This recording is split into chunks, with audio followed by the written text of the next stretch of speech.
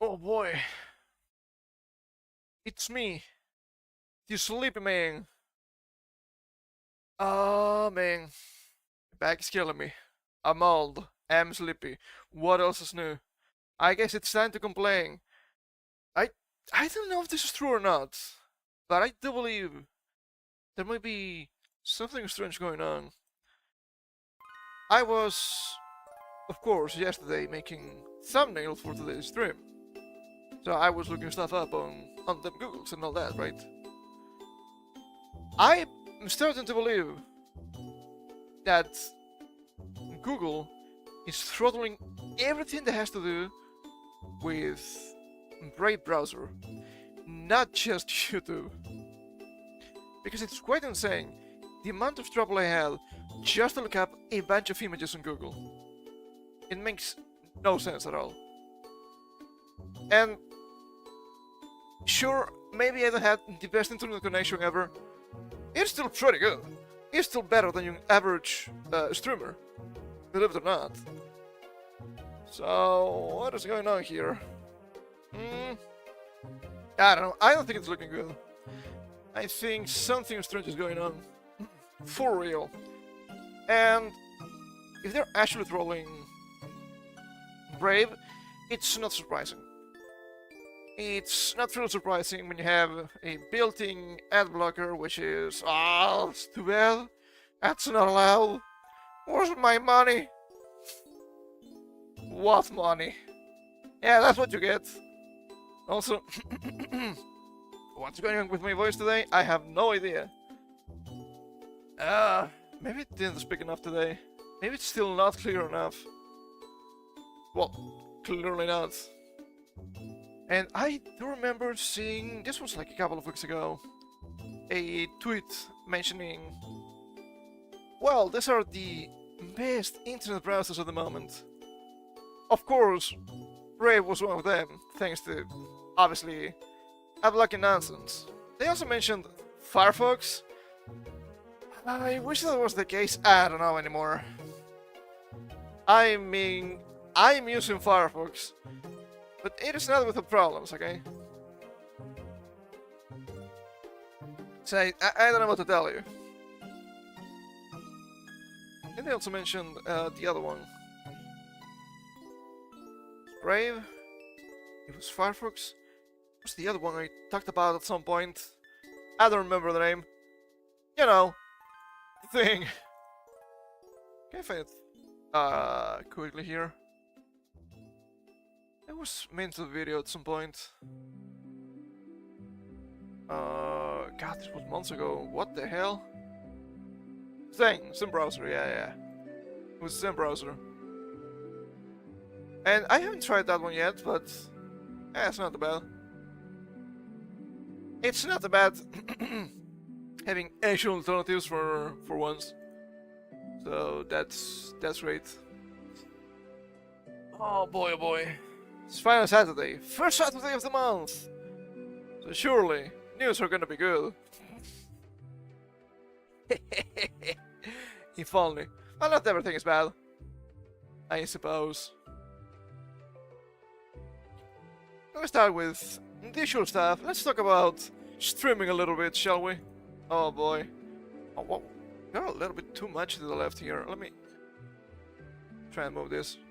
Yeah, that's probably better. I will need to keep moving today. I have some really strange websites. Not really strange necessarily as wrong or bad. Strange in the sense of their, how to say this, layouts, I suppose. Quite uncommon nowadays. So, as Mongol joins growing list of streamers refusing to attend TwitchCon. Is this surprising? No. I mean, I talked about this the other day, right? Last week. There's no reason for you really to go to a streamer convention. It makes no sense. I mean, I could understand a vtuber convention because of merchandising, but that's pretty much it. You being a streamer, which is an indoors profession, where you going out? I just don't get it. And I've seen some people mentioning that, networking, all that. Why does it have to be a physical location? I just don't understand. It feels like a potential problem, and lo and behold.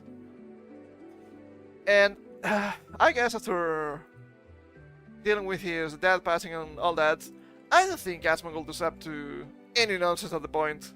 I don't know the guy or anything, but I wouldn't want to deal with that, that's for sure. Asmongold is the latest high-profile streamer backing out of TwitchCon San Diego. Over safety concerns, Assure continues to mount decides to stop broadcasters. I don't know if they're gonna mention it here. This is from October 3rd. This is from yesterday, I think, yeah. I'm gonna mention it right now. If it appears in the article, that's even better. Who else mentioned? Oh, I'm not going. It's just the security risk. It was a San. Of course it was a San biker, right? And people were calling the guy a coward and whatnot. And sure, they would be correct if the guy was actually honest for once, but I don't think that's the case. What's going on here? Well, he keeps saying that the other side is so violent and they want to kill him and his followers. So if he goes there and nothing happens, people will know that's a lie. That's not allowed. That's against the narrative. Also, once again, dramatic choice. Where are you going? I just don't get it. TwitchCon San Diego is scheduled from October 17th to 19th, so that's in like 2 weeks, right? Yeah, literally in 2 weeks. But despite being one of the year's biggest events for American streamers, there's wrath of the industry's top talent won't be in attendance. Do we have to remind people that TwitchCon has an actual body count? Not as in fucking, but as in killing. Yeah, that was something that happened. For the last 2 weeks, a handful of Twitch's most popular content creators have publicly stated they will not attend or are considering backing out of the convention due to security worries. To be fair, the security worries that Asmongold may have are completely different from the women. Still bad on both sides, but different. To start, Kitty Cinderella and Valkyrie voiced concerns for their physical safety, explaining that they decided against hosting a live episode of the broadcast. Why about it at TwitchCon? I have to admit, the name is hilarious. Especially because they're women. I don't know if it's good or anything, but I think the name is absolutely fantastic. Get afraid to get to TwitchCon, Ray admitted. I've been so anxious and scared and sad this whole past week, with everything that's been going on. Respectfully, I don't feel irrational about it. I feel very scared. I think we read that before. Pokemon echoes similar sentiments, telling viewers, it does worry me that it might not be safe and it would be better to skip out on it. They're not talking about possible shootings or anything like that, I don't think. Maybe on top of that, but them being women, the main problem, sexual assault, and getting drugged. And this has happened before, several times already. How does it keep happening? Well, it's no surprise, if you ask me. Especially knowing how Twitch works. You know, the people on the top, yeah, it's not good. Nurshi and co-host Lil Pichu brought up the issue on their podcast, with Lil saying she was simply considering cancelling her artist booth. Having artists held a booth, I had to go. I canceled my meeting. I think a lot of people are. I'm not in the mood to meet people lately. That makes sense. For the artist stuff, couldn't you... No, this is just a band-aid solution, right? But can you just hire a stand-in, perhaps? I don't know exactly how they work. I don't think they make the art there. They just have it in stock, right? It really depends. I've actually seen both. Oh, there we go. Oh, there we go. Handsome Piker also announced that he would not be attending TwitchCon, and rising political tensions due to his status as a political-focused broadcaster. It is you, buddy. It is you stuck in the flames. What are you talking about, really? Oh my god, this fucking guy. Oh, the political tensions. Why do you keep cheering for literal terrorists? I just don't get it. I just don't understand. It's so insane. People want me dead. No, buddy, it's you want everybody else dead. How do you know? Well, I've seen the guy saying so it's not surprising. Oh, it was a joke! It was a funny joke! Yeah. More like plausible deniability. There is, unfortunately, an obvious head back there. One, all the political incidents that have taken place. Who do they attack? Who do they attack, though? And two, how those political incidents have had pretty significant consequences. How much you can go out in the real world and socialize with other people. This is a self-inflicted malady. I will not weep for your problems, Aston Biker. Now, as Mongol is backing out of the event, a stall during an October 2nd broadcast, shortly after returning for his streaming hiatus. As Mongol backs out of TwitchCon, calling event a zoo. Do you think that's bad? You haven't seen anything yet, I bet. Well, he explained that he wasn't worried about being physically harmed, referencing the assassination of local commentator Charlie Kirk. He brought up a past incident of sexual assault against streamer NMPLL that occurred during his live stream at TwitchCon 2024. I didn't really know about that, I don't think. Also, he wasn't worried about being physically harmed. I mean, I don't think the guy should be cowering in fear of anything like that, but I do think that right now it's a pretty obvious possibility.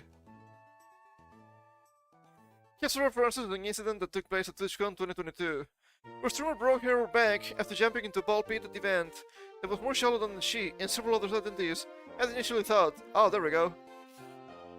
This is what I was talking about. The body count, because that woman was pregnant. And then after that, she wasn't.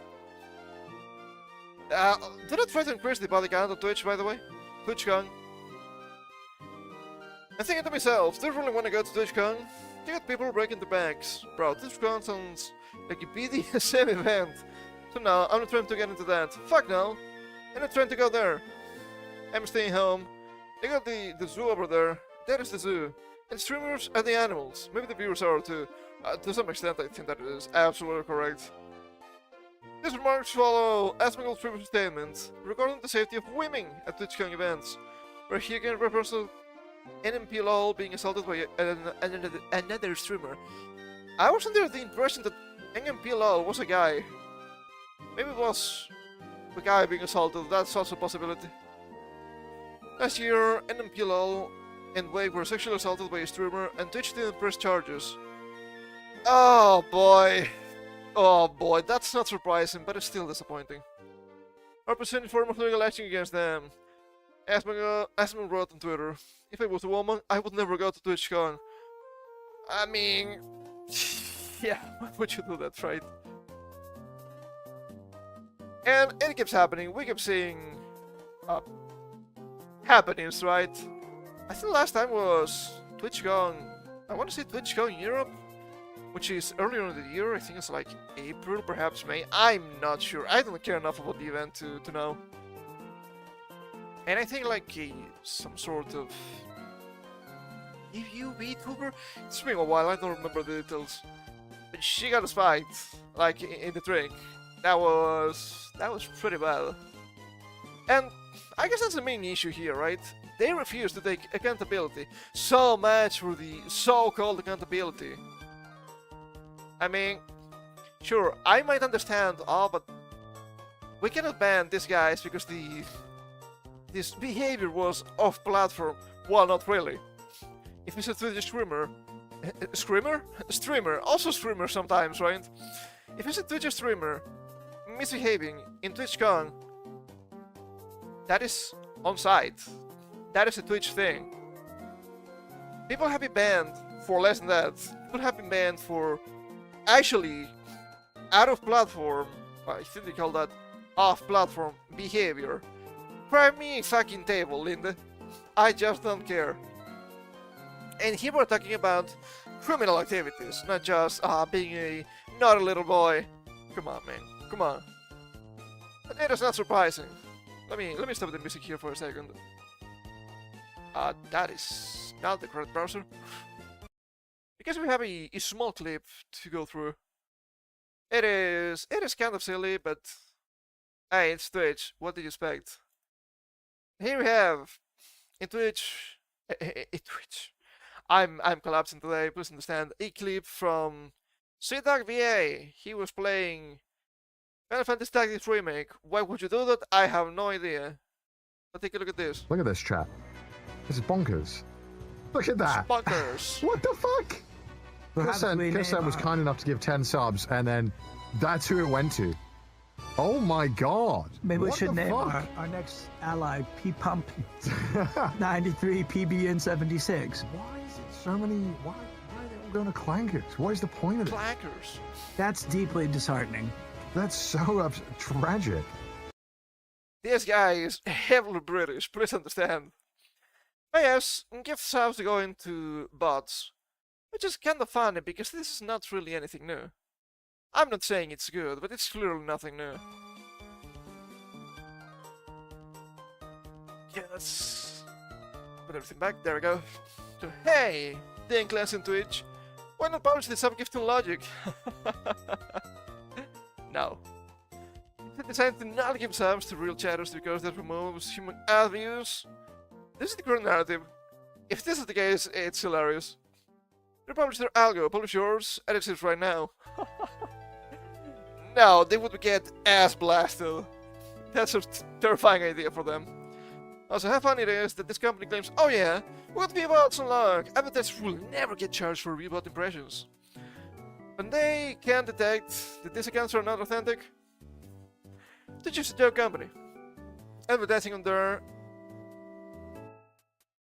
I think this is the wrong there, right? This is the positive instead of the location. Just throwing your money into the dumpster. There's no way you can square the fact of them saying, we can detect VBOTs and we do not charge advertisers for their views. Also saying, we cannot detect VBOTs, which is why we sometimes give sounds to these users. Sad face. Could you lecture novel at this point? Ready to melt down at any moment with nobody at the helm. What happened to the music though?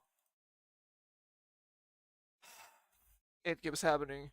Anger occurred, please try again later. What are you talking about? Are we sure Firefox works? So much trouble trying to play music on a stream from YouTube. It's insane. Don't get me started on all of the troubles I have while trying to watch Twitch. It's really bad. Okay, how about chill nostalgic Pokemon music that feels like a shiny morning? It's gonna be Shining, perhaps?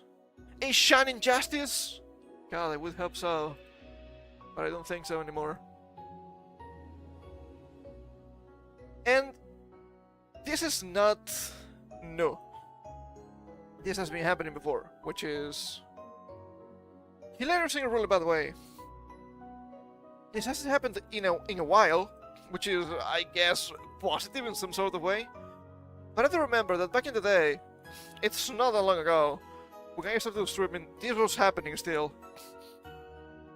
You had a bunch of bots on your chat, even if you were a no view. You had like between 50 and 20 bots on the chat. I call them bots, I'm not quite sure if they're actual bots or not. They would represent some channels that their whole gimmick is advertising other channels, in theory. That stopped happening at some point, I think last year. The thing is, if you got at least the affiliate and you had a small amount of viewers, you were recommended to just ban all of those accounts so no subs would fall onto them. This is literally the same. Nothing has changed. Thing is, I know it would be completely insane for somebody like Sidak VA, because the guy is pretty big streamer, to go through the list and try to ban everybody, because it's actually impossible. You cannot see everybody that's actually watching when you hit the user button in the Twitch chat. It is that bad. So how do you fix this? Well, you need to keep whipping at Twitch. Not as in crying, but as in using a whip. Was almost mad. Strange transition there. It's not real surprising, and some people have been mentioning this about, like this guy here.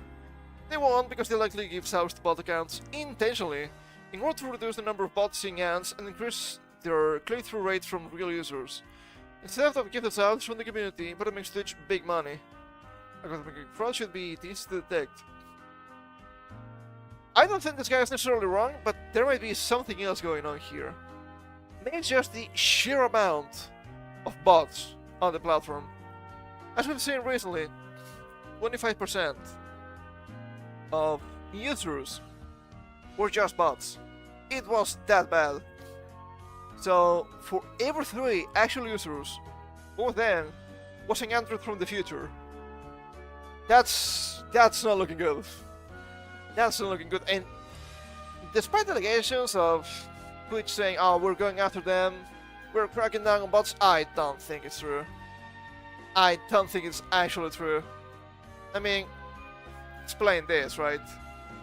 It's really bad.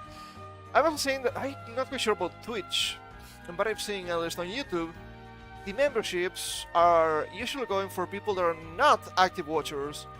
The less you watch, the more likely you are to get the gifted sub. Now apparently this is a ploy from YouTube to get more people watching your streams, which I don't know if it's good or not. It seems a little bit strange. Because you can have somebody, because I've seen this, especially with mods on certain channels, they never get memberships. I'm like, but shouldn't you also reward faithful watchers? Well, they're gonna watch anyway, right? It seems rather strange. I really don't like that. It's all about the money after all, right? They wouldn't be selling your data, Lamau. Oh boy, I don't want to jump to that right now, but it's gonna be funny a little bit. It's all about the money. So let's talk about EA a little bit, shall we? Is the music too loud? I don't think it is.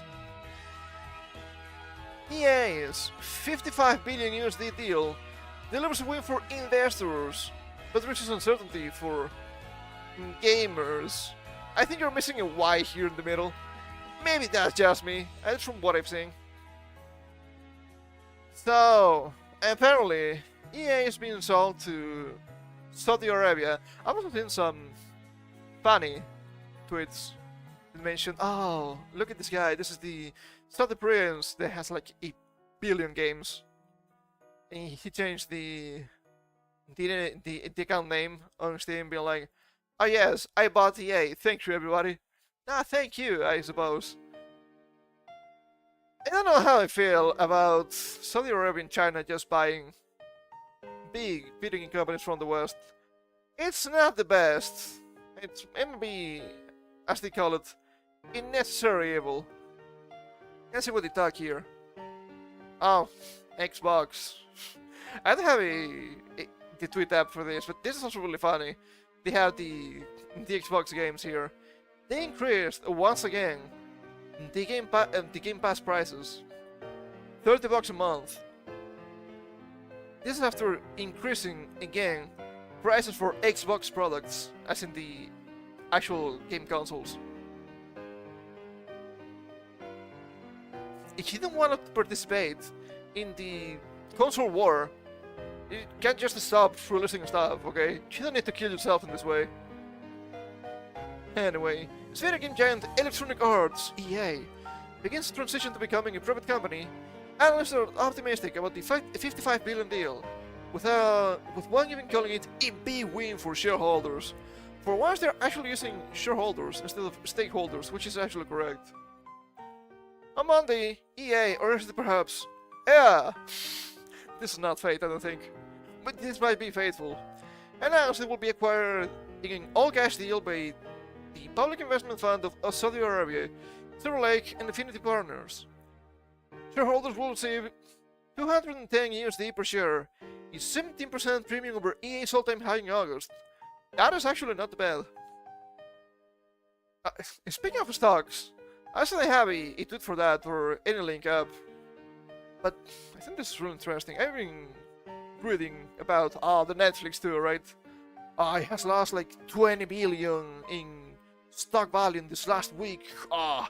Netflix is over. You have to cancel it. It's too woke.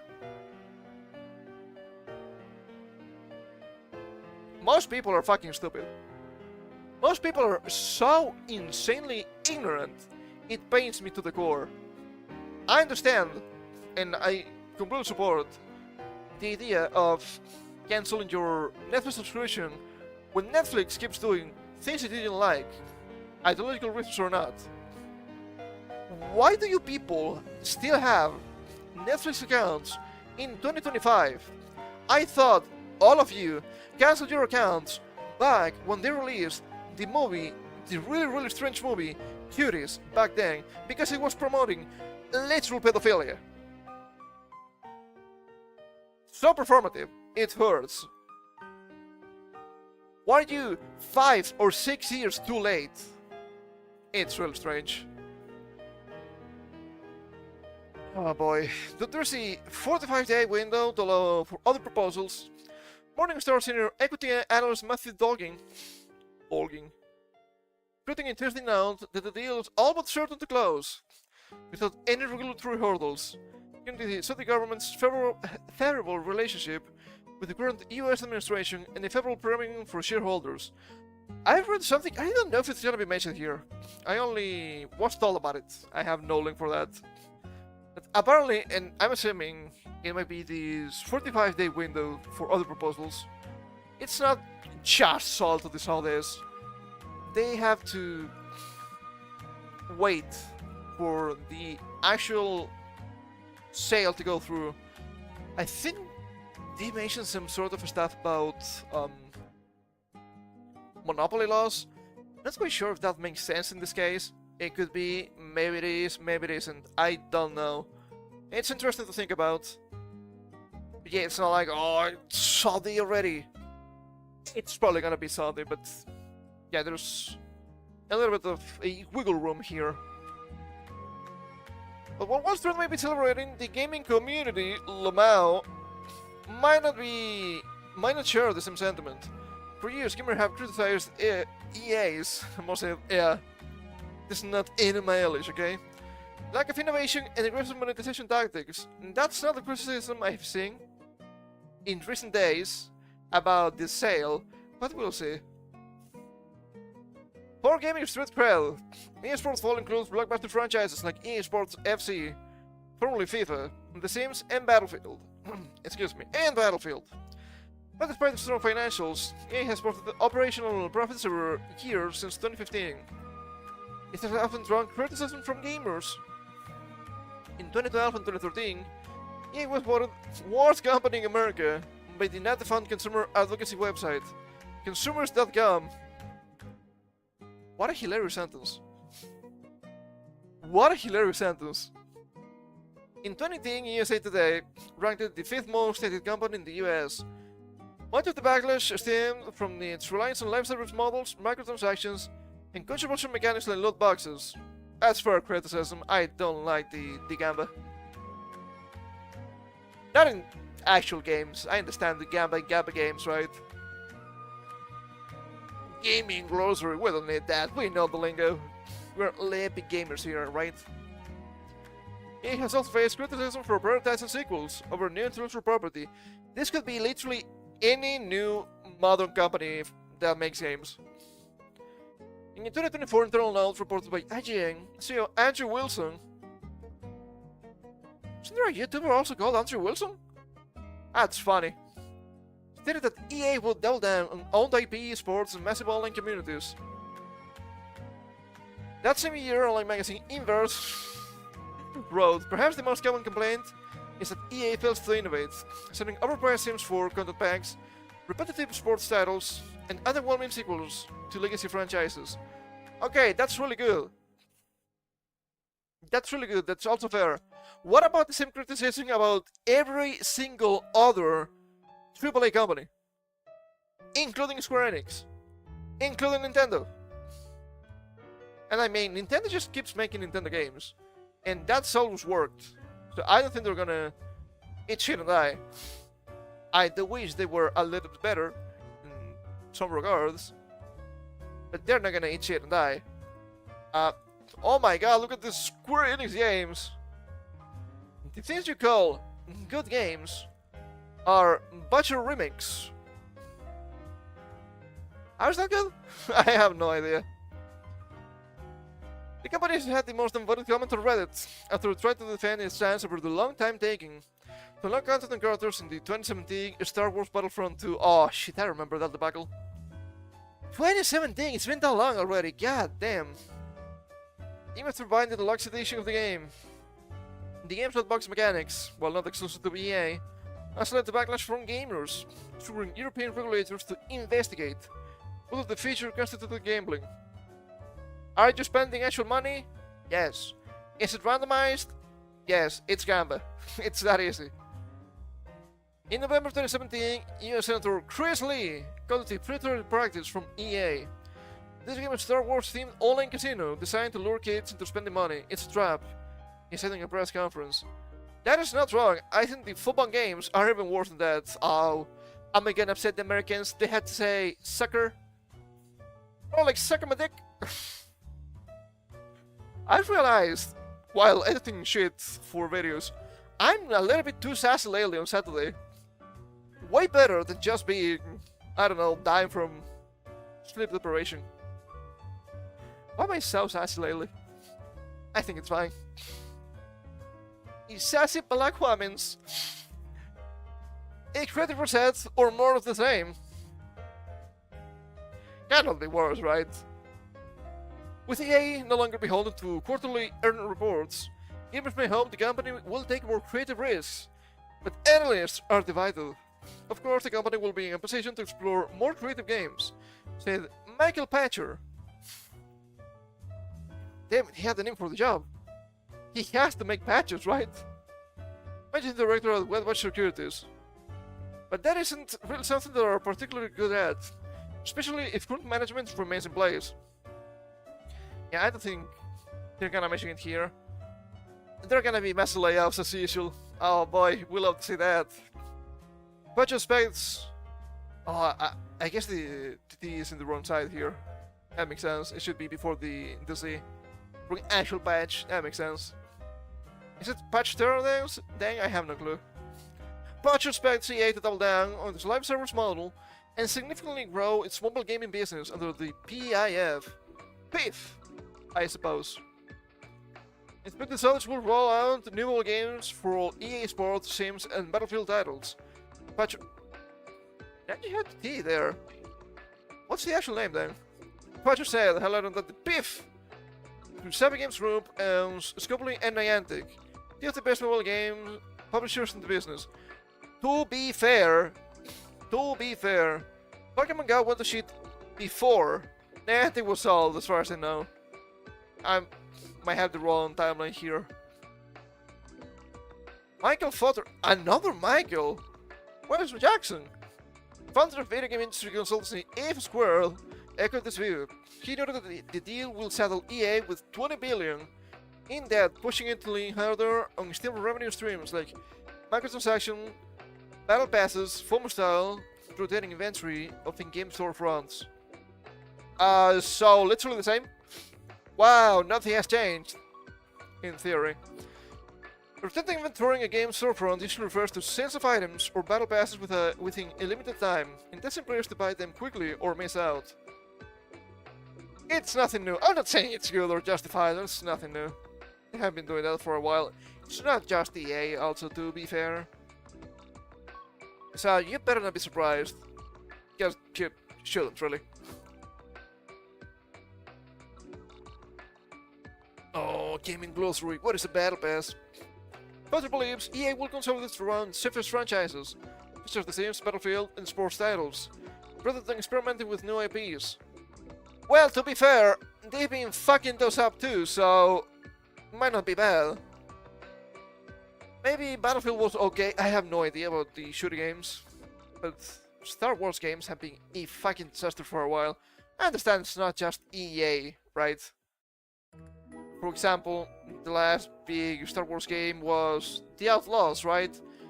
Which was by Ubisoft, another clown company. The debt hanging over their head isn't likely to create a shifting in strategy. Instead, they will likely see leadership entrench themselves in the titles they think have the largest revenue potential. Even those also carry the largest risk. He added, I don't know how EA is going to service this debt, without significant layoffs, studio closures, and possibly IP sell-off. I mean, I do believe that layoffs are pretty much guaranteed. I know about studio closures. They might be merges.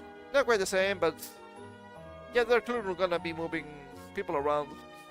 Because let's be real, if EA is making trash and you buy the company, why would you keep the people that keep making trash? It doesn't make any sense. I think that's really obvious. It doesn't really make sense, I'm afraid. So, goodbye, you won't be missed. But not all analysts are pessimistic. Nick McKay, of investment banking platform Freedom Capital Markets, believe the buyout could improve the long-term quality of EA's games. I do hope so. It provides EA with the opportunity to step back from the public spotlight and invest in games they are passionate about, McKay said. To allow for EA to try new things without being penalized by shareholders if a game didn't do well, he pointed out. I mean, they're still gonna struggle if a game doesn't do well enough. I don't think it's gonna be that bad because it's not gonna come from the shareholders, and surely not from stakeholders, because in theory you shouldn't have those. To be fair, you should never have those, even if the company is public. Because how they're just playing, having to take into account the whims and desires of people that have actual stake, as in monetary stake, what they call shares, right? In the company. Right? That's like a lost proposition already. And that's been happening for way too long. Oh, but the stakeholders, who gives a fuck? They're making you lose money when you're having an actual monetary stake on the company. Why are you trusting them? What are you doing? Oh boy. Economic clownship. You have to worry about a significant drop in your valuation because one of your new titles hasn't worked. I actually think it could be a good thing for the long-term quality of the release slate. Okay, said. Deputy Cole, CEO of DFC Intelligence, added that in the short term, he may consider selling off some of its IPs to manage its debt. He said that the Command & Conquer series is an example of a franchise with historical value, but limited commercial scale. The last mainline Command & Conquer entry came out in 2012, with only a mobile game after that in 2018. Not surprising, I guess. But in the long term, the company will have the freedom to explore some more options and take some more risks, he said. Which in the end could be good. Potentially could be good. I guess I didn't mention it here. I think that was in the BBC, in the CNBC. I don't know. It's about big cocks. I have no idea. But I'm saying, the gamers are so worried because this might mean terrible, terrible news for diversity in LGBTQ games.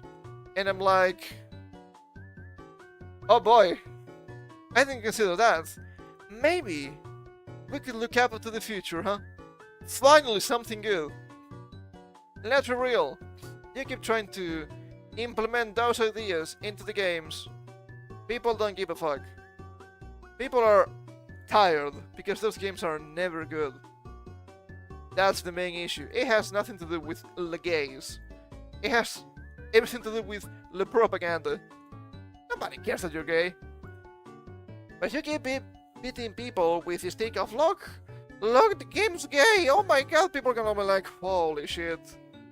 Okay, you're not talking about how the game is good, so the game is not good. And yes, the game is not good.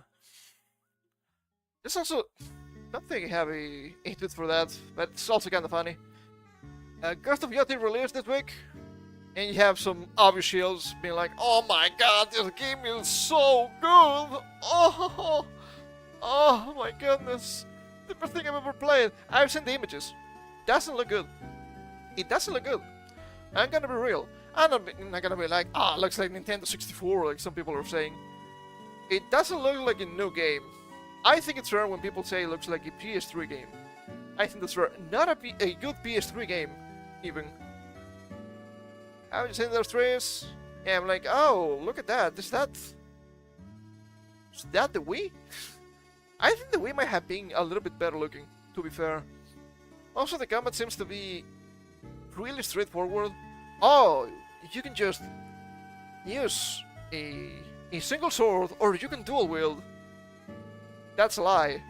If you fight against swords, you single sword. If you fight against spears, you dual wield. You don't get a choice. That's what I'm saying. I have no interest into the game, but oh boy, it's not looking good. It's not looking good.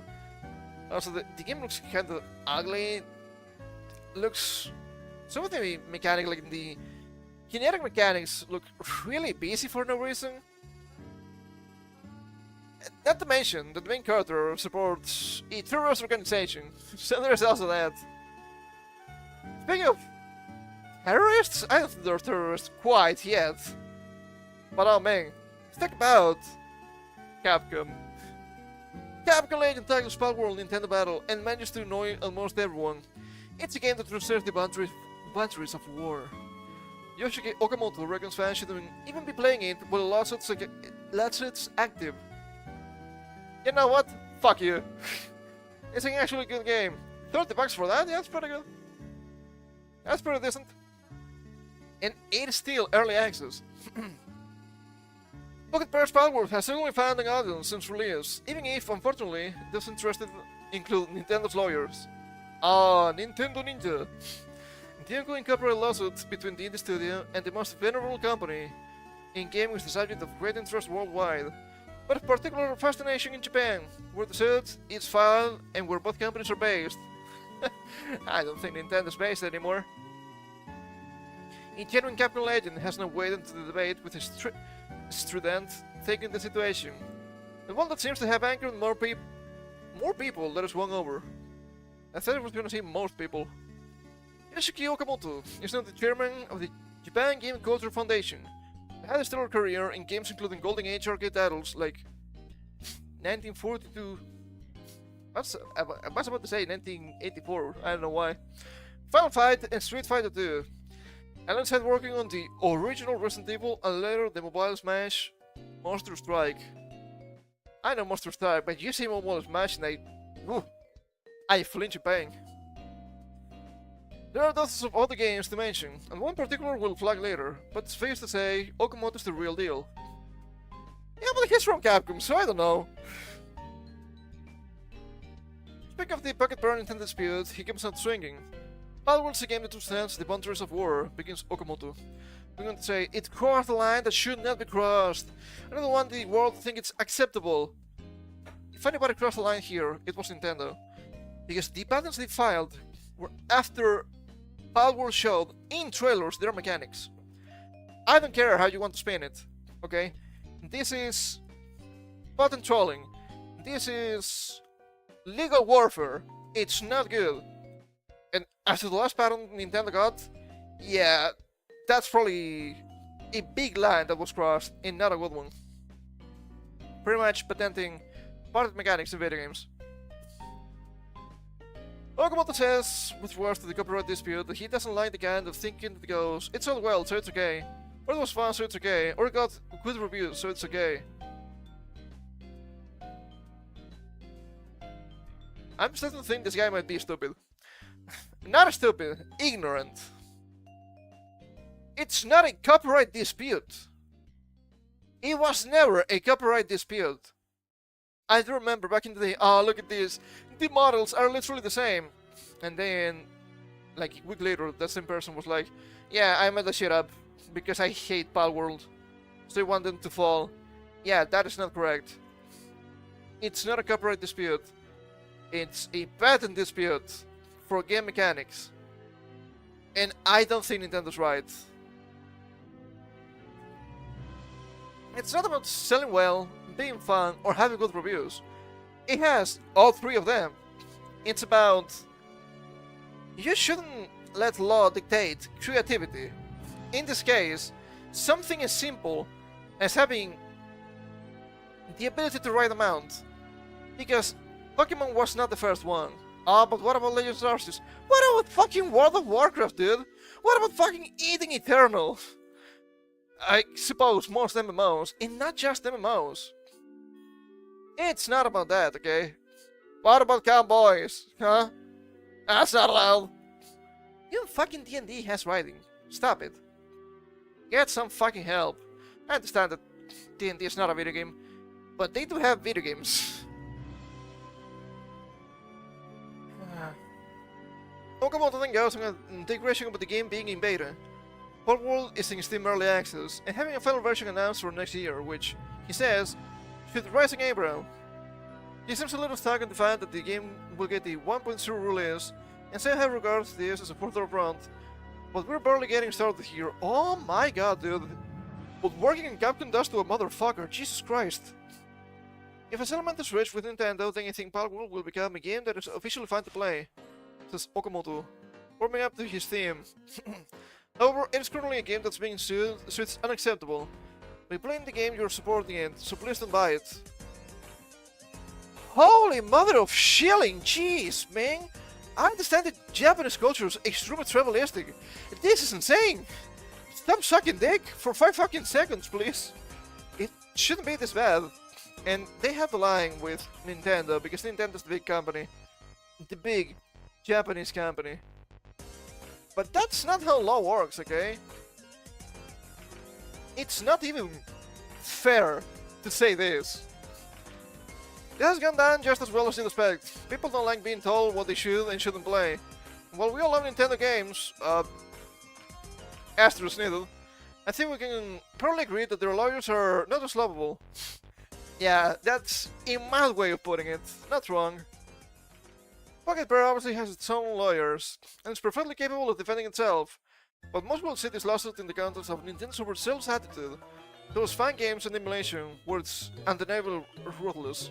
Not only that, this is not even direct competition, because power mechanics are not even close to Nintendo. One game is a turn-based JRPG, and the other one is an action game open-world survival crafting. The only thing they have in common is that they both have monster collation, and Pokemon was not the first one. One particular controversial moment comes with a blipped out term that Okamoto used to describe the game. He calls it anti-blip, with commenters speculating he's using a term that translates as anti-social force, thinks IGN. This is a term typically reserved for actual criminal outfits, or those that skirt the margins of legality. Reaction to this has been especially fiery, with some pointing out that Okamoto's own Monster Strike series also considerable depth to Pokemon itself. Lamau. Not mentioned, that I can see, is that Okamoto actually directed an even more straightforward monster collecting game, 2007's Folklore on the PS3. I don't even know that game. This game is a completely different aesthetic and vibe from Pokemon, being a dark fantasy world tinged with a little horror, but it's arguably closer to the actual mechanics of Nintendo series than Palworld. Anyway, hilarious. Absolutely hilarious. Once again, oh, but they're copying us! That's not allowed! Why did you copy Dragon Quest Monsters? Why did you copy Megami Tensei? Not even Shin Megaten, but just OG Megaten. Hmm? Oh, no, we would never do that. Surely not. Surely not. The comments are universally against Okamoto's stance. I will be supporting Pocket Bear, which is one of the most upvoted comments. What Nintendo's doing is wrong. They did not invent monster fighting, and the idea that a completely different game with similar mechanics does not deserve to enter the market is wrong and bad for consumers. True, also say customers, please. I find it funny. They did not invent monster fighting. What about Mexican cockfighting? I'm not talking about the dick. I'm actually talking about, let's say, roosters. That probably predates Pokemon too. In other words, it's not a copyright issue, it's patent abuse from a company trying to gatekeep mechanics they themselves did not create. Holy shit! True and real. For an industry veteran, you seem to have forgotten your roots as a game developer. See, that's the problem. He doesn't know anything about what he's talking about. So he has to show allegiance to the big company. Just shut up next time. It's gonna be easier this way. Finally, pretending video game mechanics is a line that should not have been crossed. I can't believe we had to have this conversation. Screw this ugly. Fucking Nemesis system. That was the main problem of all of this. Before that, everything here was just impossible. But now, oh boy, it's gonna be just a legal minefield. For the benefit of doubt, Locomotive has never played Palworld and has no intention of doing so, or spending money on it. Well, who the fuck cares? He acknowledges that there are divided opinions on the game and there are fans out there, but circles back to the corporate lawsuit and his concerns that if Pocket Power emerges triumphant, other companies will become more bracing copying prizes IPs like Pokemon at all. Particularly with the rise of generative AI, it's not a copyright lawsuit. Why do you keep saying that? Is this fucking Twitter? Is this guy a communist? Huh? That's insane. People are saying no, it's not a copyright lawsuit. It's patent abuse. Oh yeah, but you know the copyright issues is important. There's no copyright issue. What? That's insane. The Nintendo Palworld lawsuit rumbles on. Sued for around 3 patents granted to Nintendo. The goalposts do appear to be moving as the lawsuit develops. Nintendo's latest move is to target the Dark Souls 3 mod. Believe it or not, they could invalidate the lawsuit. We read about that the other week. Japanese people certainly have crazy days when it comes to copyright. Even though when this is not about copyright. Well, we love Nintendo games. No, we don't. No, we don't love Nintendo games. I liked some of them back in the NES era, but since then I find them tedious and boring. Okay.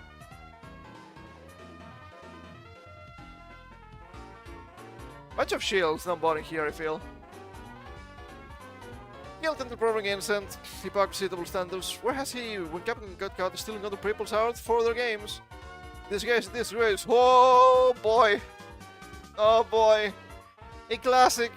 Oh, don't look at me. I have skeletons in my closet, but just don't look at me. Please. Pathetic. Weak and fucking pathetic. God damn it. You don't hate these people enough. But he's legendary, so we need to give value to them. Oh boy. But what about Nintendo? We're sure Nintendo's not that bad, right? Come on. They're against modern slavery. What? Nintendo details their latest efforts to prevent modern slavery. Nintendo has updated their corporate social responsibility report with new details on their efforts to prevent modern slavery, showing that the company is taking things extremely seriously when it comes to the creation of their hardware and accessories. In particular, the CSR shows Nintendo's work to not engage with and fight against enslaved labor, forced labor, child labor, prison labor, and human trafficking in their business and supply chain. Hold up. I don't think that prison labor is actually fair. Okay, you committed a crime. To jail, and you have to produce more than we spend on you. Or else. Nintendo employs a fabulous production model for their main products, including dedicated video game systems and accessories, meaning they do not own the facilities that manufacture those products. Thus, they establish policies and guidelines to prevent modern slavery, and they work with our production partners to ensure compliance. Sure, tell that to China. See the report and to learn more about Nintendo's commitment to manufacturing their products in a responsible way. You got their CSR here. I think fine. What's the point? That's always been good with their business side operations from my understanding. If I recall correctly, they do a pretty good job environmentally too. So they're gay. Okay, I got you. I got you. That makes sense. They're just gay. That's funny.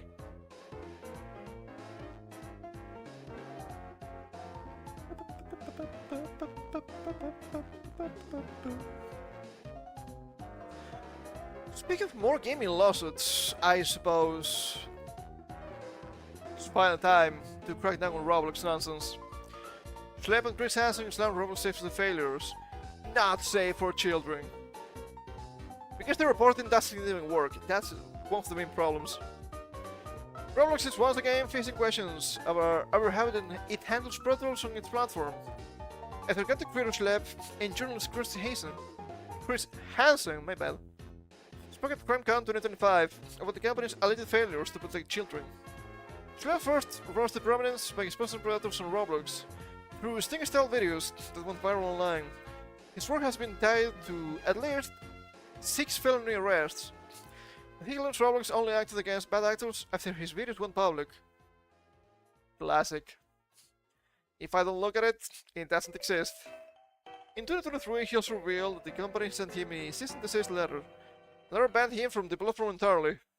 Wow, it was 2023 already! I thought it was more recent. Chris Hansen, best known for To Catch a Predator, appeared alongside Schlep on the panel. Hansen criticized Roblox's response to Schlep's work, saying the company missed an opportunity to work with him on safety and instead threatened him as a villain. He further highlighted ongoing litigation accusing Roblox of pushing abuse cases into confidential arbitration rather than addressing them publicly. Yeah, that's nothing new. Roblox moderation under fire. During the panel, Schlep described how Roblox failed to act on detailed reports he provided after his investigations gained millions of views. He pointed to Smasher Pass games, where police vote on whether they would have relations with avatars as evidence of lax moderation. None of the children as young as 5 could join lobbies with adults. That's always a problem. And one of the main issues they also have is that the user-generated content, which is... There's nothing wrong with that, I think it's good for the game. There's no moderation. If the game is aimed for kids, you shouldn't allow adult content. If you're going to allow adult content, you need to check that only adults can access it.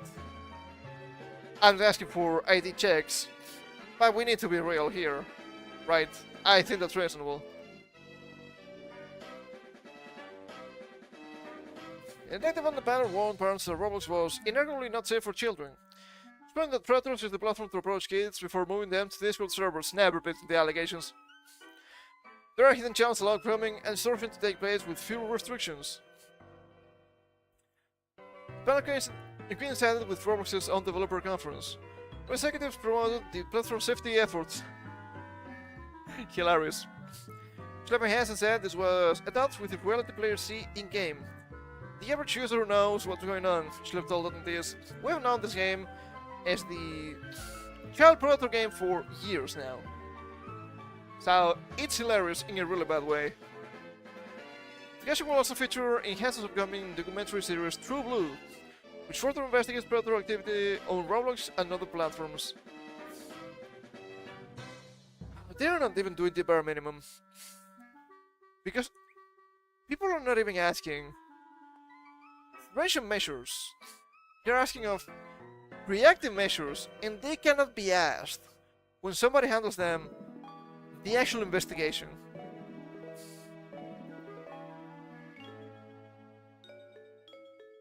God damn it. Can't hate those people enough.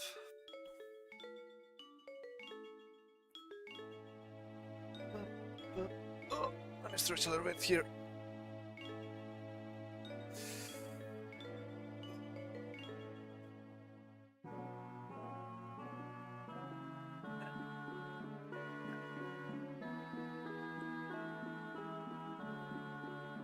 Not good, man. It's not good.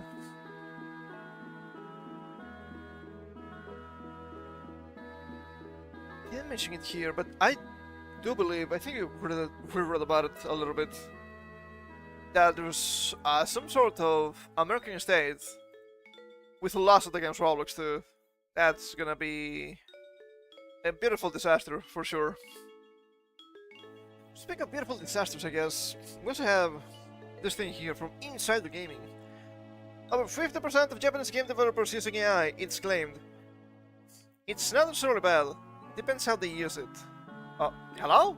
What the fuck? There we go. Tracking? What's wrong with you?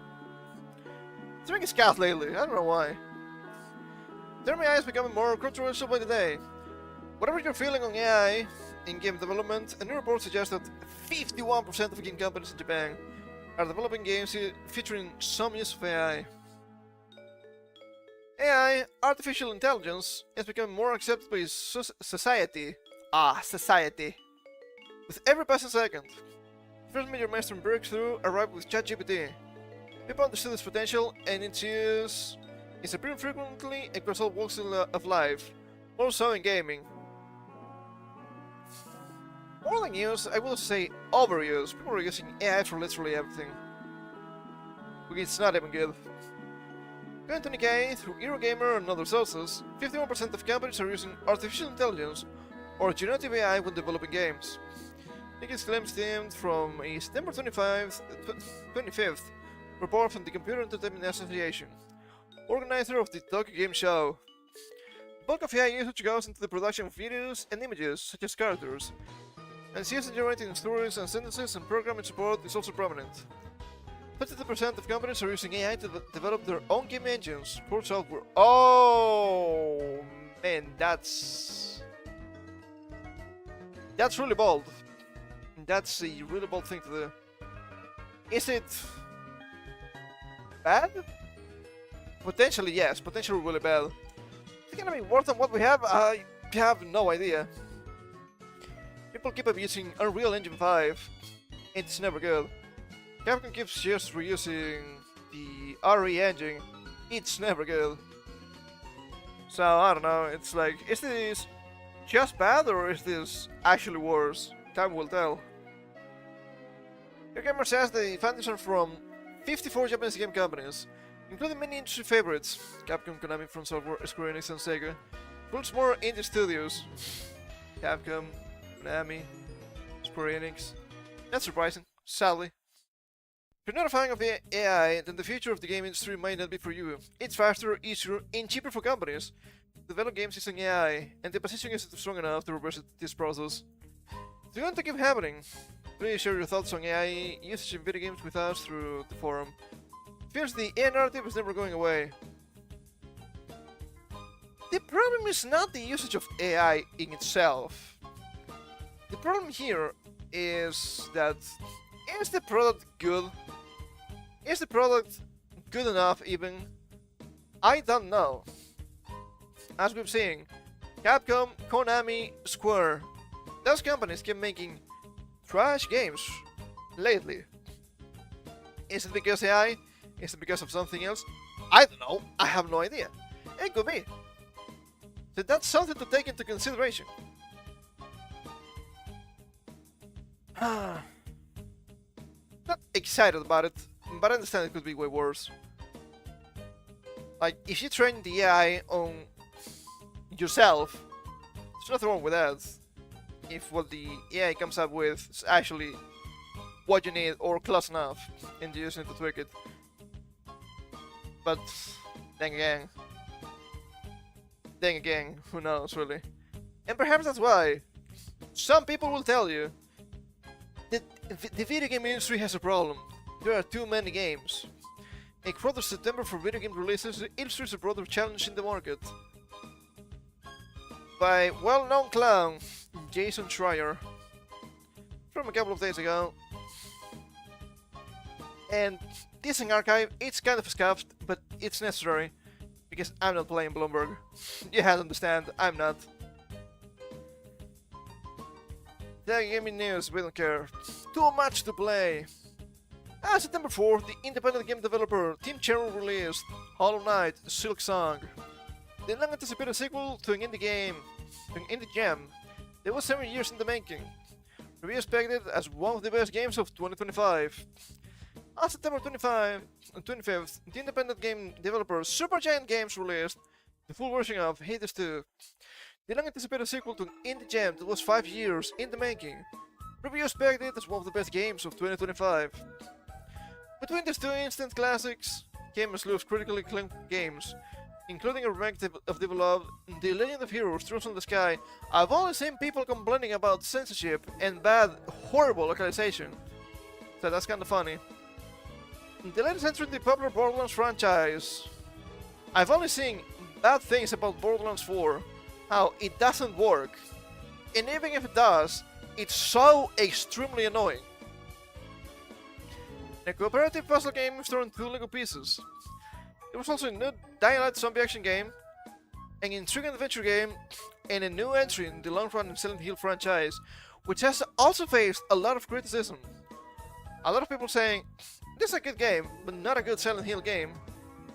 And people saying, this game is being carried only by having the name Silent Hill. It has nothing to do with Silent Hill. Not too much about the franchise. But that appears to be mostly correct from what I'm seeing. And that was just September. Over the past few years, the video game industry has faced a difficult contraction period, during which companies have laid off thousands of employees due to a flattened growth. There have been many reasons for the shift, such as huge capital investments that didn't bang out.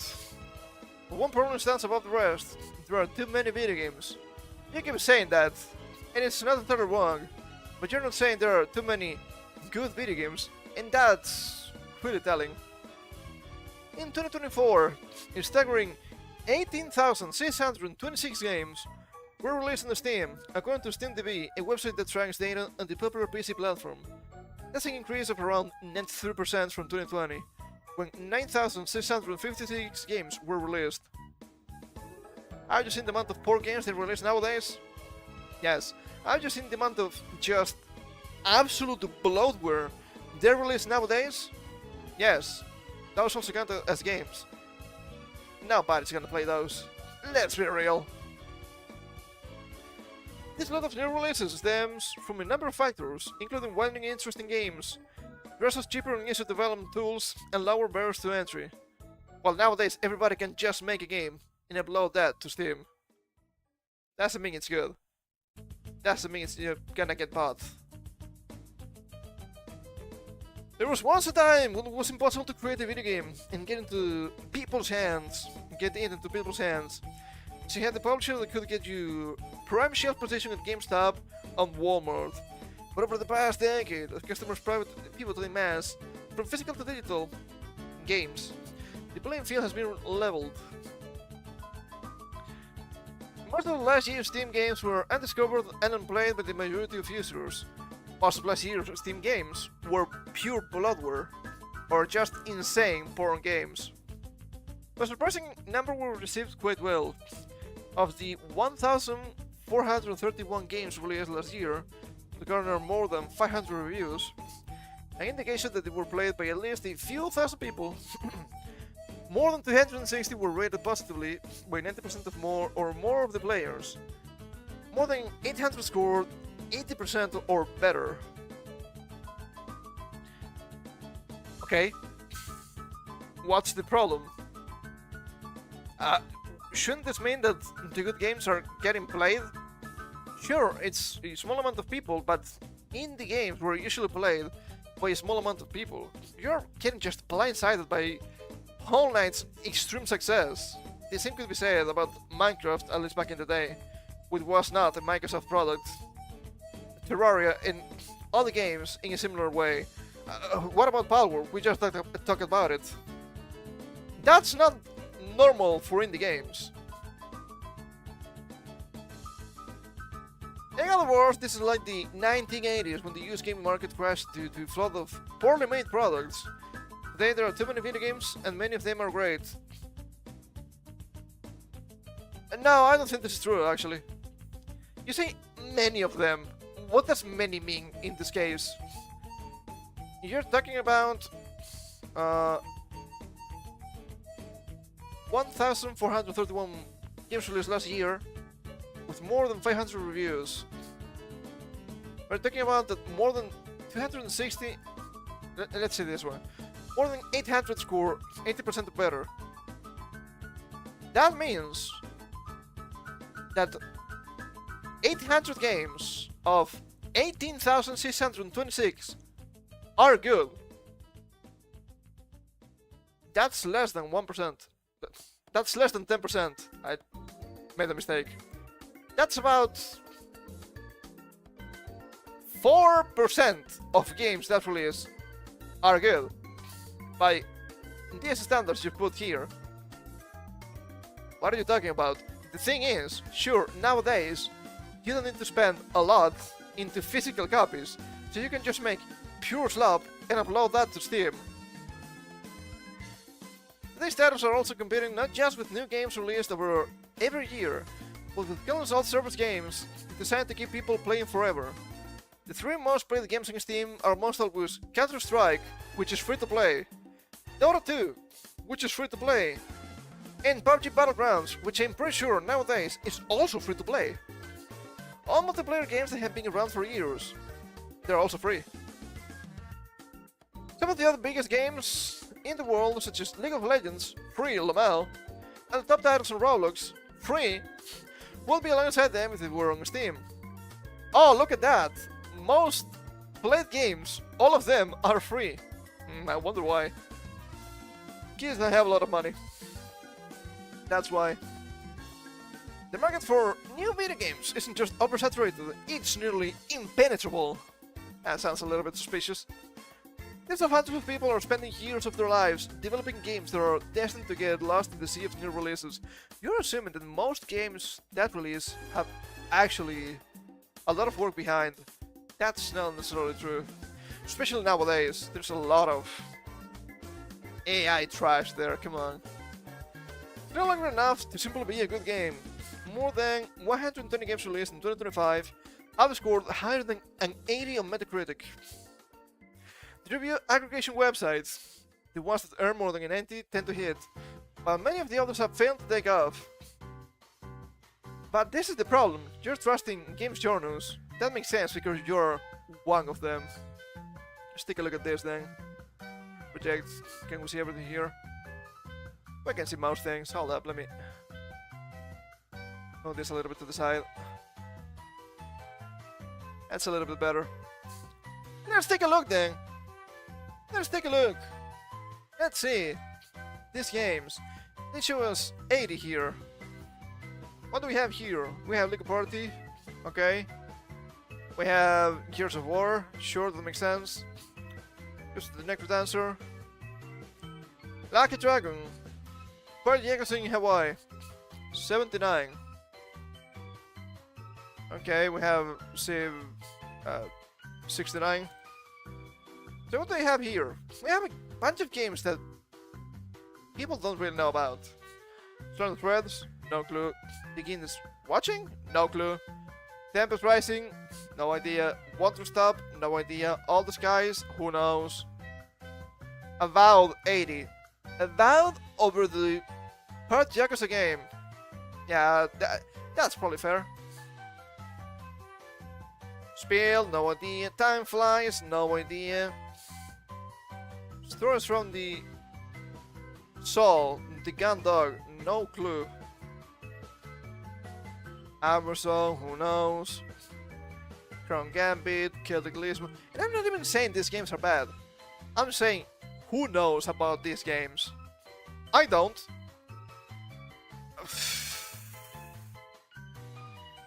Assassin's Creed Black Samurai, 81. Borderlands 4, 81. Yeah, it shows. Oh! The Triforce. Star Wars Outlaws, 81. Hilarious. Also, this game released last year. So, what are you even talking about here? Batch games we still know. Dragon Ball Kikishin Squadron, 80. That's just a League of Legends clone. I say League of Legends, but you know what I mean. It's just a mob slop. Popcom, no clue. Drop Duchy, no clue. Off, no clue. It's just a bunch of stuff we don't know about. And the games we know about are not that good either. So, Ghost of Yote, 86. Sure thing, pal. Deltarune, Lamau. Silent Hill F, Lamau. Yakuza, sure. Director's Cut, it's not new. Where we can do this. Metal Gear Solid Delta, something. Snake Eater, sure. It's just a remake, more remake slap. Cyberpunk 2077, Ultimate Edition, another re-release. See, Quartet, that's not a bad game. A little bit of the demo, seems good. Re-release, Hades 2 is fair, Teaching 33 is fair. Some of these are also fair, I guess. Well, this is a re-release. Monster Hunter Wilds Lamau. Another re-release. Another re-release. Is this actually no, or is this Definitive Edition? Isn't this a re-release too? Get out of here. Oh, they're releasing so many games! Are any of them new? I guess some of them are. The main reason that games such as Wildgate and Soderfolk, both developed by Dreamhaven and released this year, the positive receptions struggle to make it end. The list goes on and on. Advertising still a really important skill to have. I'm sure if there's any solution to this problem, returning to the era of gatekeepers would be a regression. Regression? I think you're making an upgrade. And the increased democratization of game development has led to more creative and interesting product all around. Democratization of game development? What are you talking about? I know what you mean.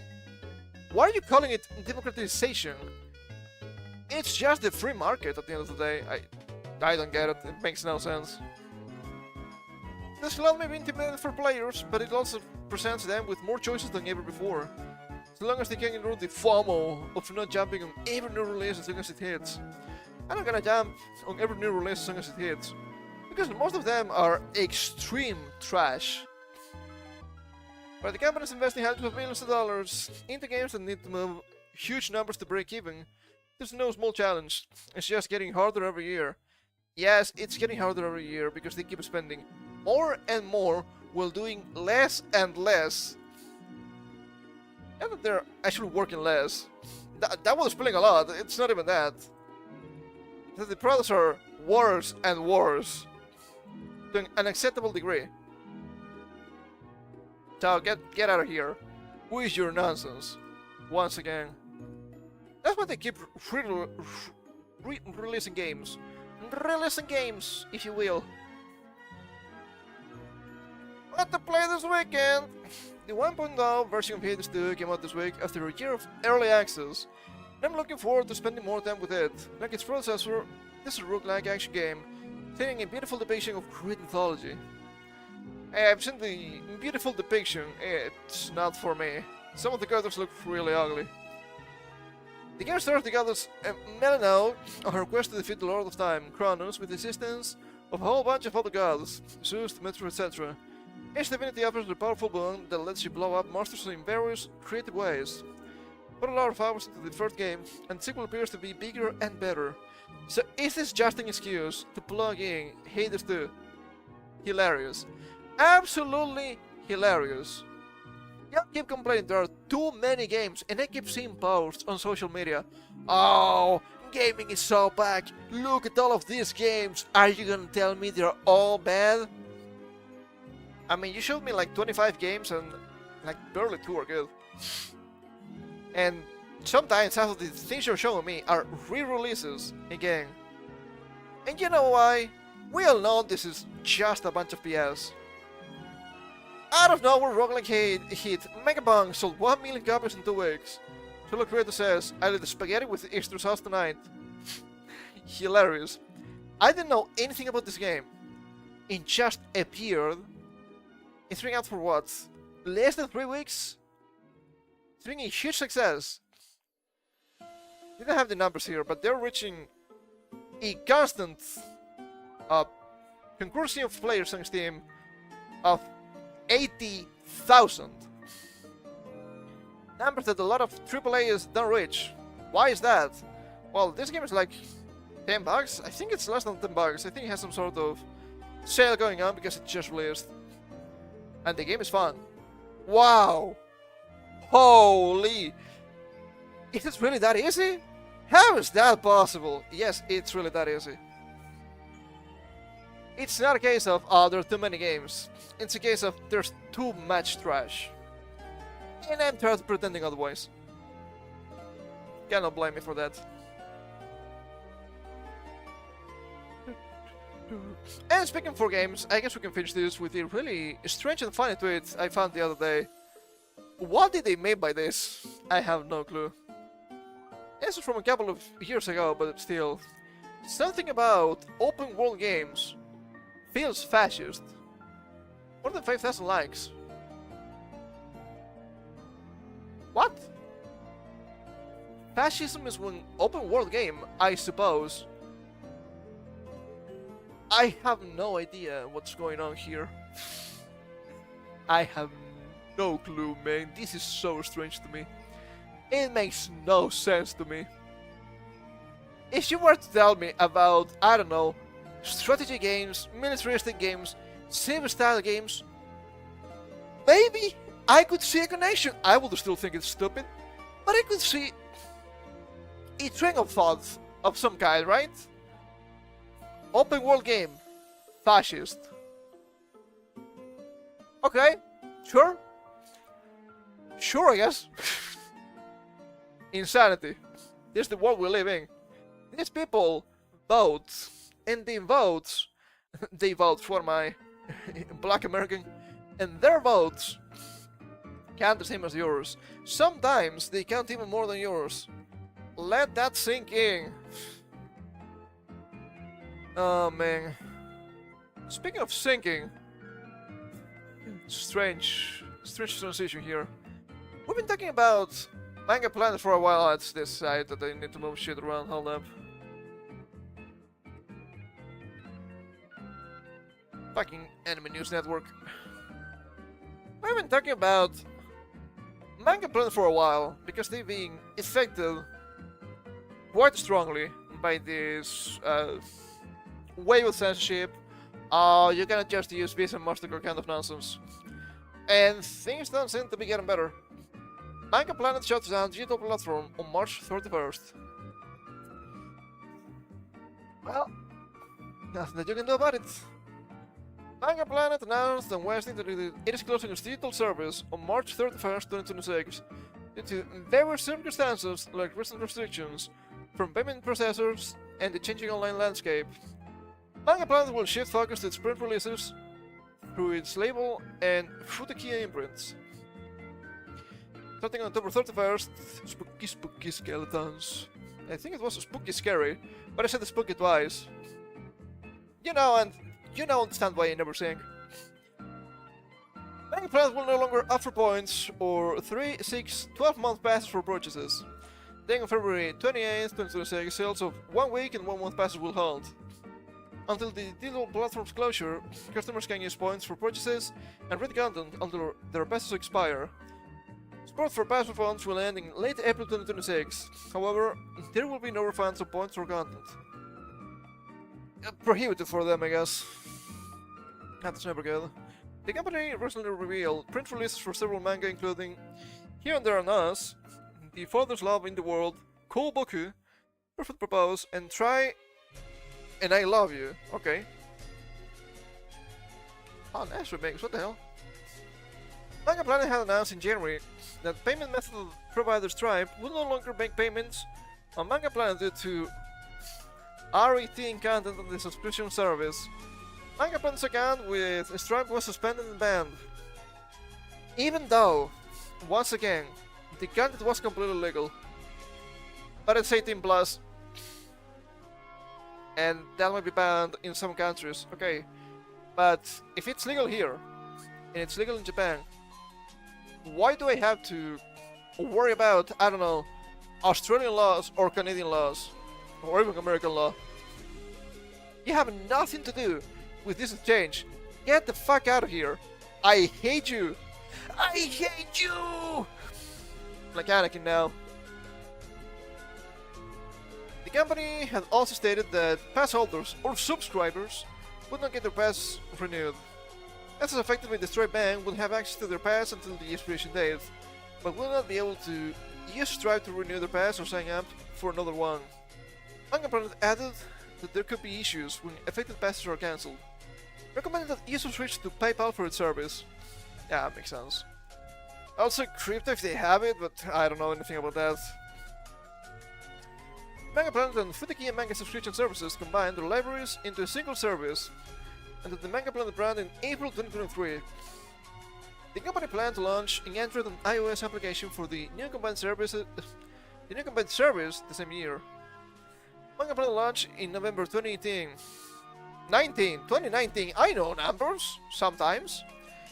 Service cost $6.99 USD per month and allows users unlimited access to English translated manga, which is actually okay. It's way cheaper than Netflix or the Xbox Pass. In addition to manga license from publishers, German software works license from independent artists. Manga Planet has worked with publishers like Lead Publishing, Bunkasha Publishing, Kayosha Publishing, Sengen Corporation, Tokuman Shoten Publishing, Shotensha Publishing, Homesha Self-Publishing Corporation, KK HarperCollins Japan, and Mugging Up Inc. Manga Panel. Why am I struggling so much today? I'm not that sleepy, okay? Not right now, I perked up quite a lot. Manga Planet started as a joint project between Dai Nippon Printing and Fantasista in 2012. The company's goal with Manga Planet is to bring new manga to fans from all over the world and support artists and the industry, especially smaller artists, right? Getting them to publish their works is never easy. This is still really a physical industry. Over the past few years, numerous sites and services in Japan have had to disallow payments from various services, such as Visa and MasterCard, due to customer payments being refused through those services. Such sites include, but are not limited to, Nico Nico Doga, Melon Bogus, and Tora no Ana. DL sites, which also disallowed American Express, that's new I think. Montia, Manga Library, and Fanza, among others. The censorship that never ends! Yay! That's so annoying. And once again, this will always piss me off, because there's no reason for this to happen. Because the content was always legal. And if you're paying online for a subscription, I'm pretty sure you're gonna be an adult, right? I think you might be able to get a hold of some sort of credit or debit card as a minor. It is extremely uncommon. I don't know if you can have a PayPal if you're a minor either. So, the excuses here are extremely thin and frail. I don't like them. But, what can you do? Payment processor said, no, fuck you. Well, fuck me, I suppose. That's always a shame, because this being a digital platform means that you can always have the manga available, even if it has 50 years, right? Shit from the 60s and 70s could be potentially here. It's also useful for archiving purposes. But that's never allowed. Speaking of potential censorship, I guess. What about them tiki-takis? Oh, the title's gigantic. Holy moly. From CNN Business. TikTok's algorithm will be overseen by Oracle in the use after the sale is completed. Oh boy. Oh boy. I've read a lot about this recently. People have strong opinions about it. That's for sure. I didn't really have a strong opinion about Oracle until recently, I suppose. The White House has answered what had been one of the major outstanding questions regarding spending deals to transfer TikTok's US operations to a majority American ownership group. When they say US operations, they mean global. Make no mistake about it. Under the agreement, the app's algorithm will be operated in the US and overseen by Oracle. The detail was confirmed by a senior White House official in a call with reporters on Monday. I completely ate half of the letters in that word. It completed the deal will transfer control of TikTok's US operations along with a copy of the algorithm to a new joint venture based in the United States. An ownership group will have majority American investors and run by a majority American board of directors, the official said. Okay, the thing that people have been talking about was that the owner of Oracle, I suppose the CEO, is Jewish. And there have been talks already about how Israel wants to train ChatGPT for their propaganda. They're saying that themselves, it's not me.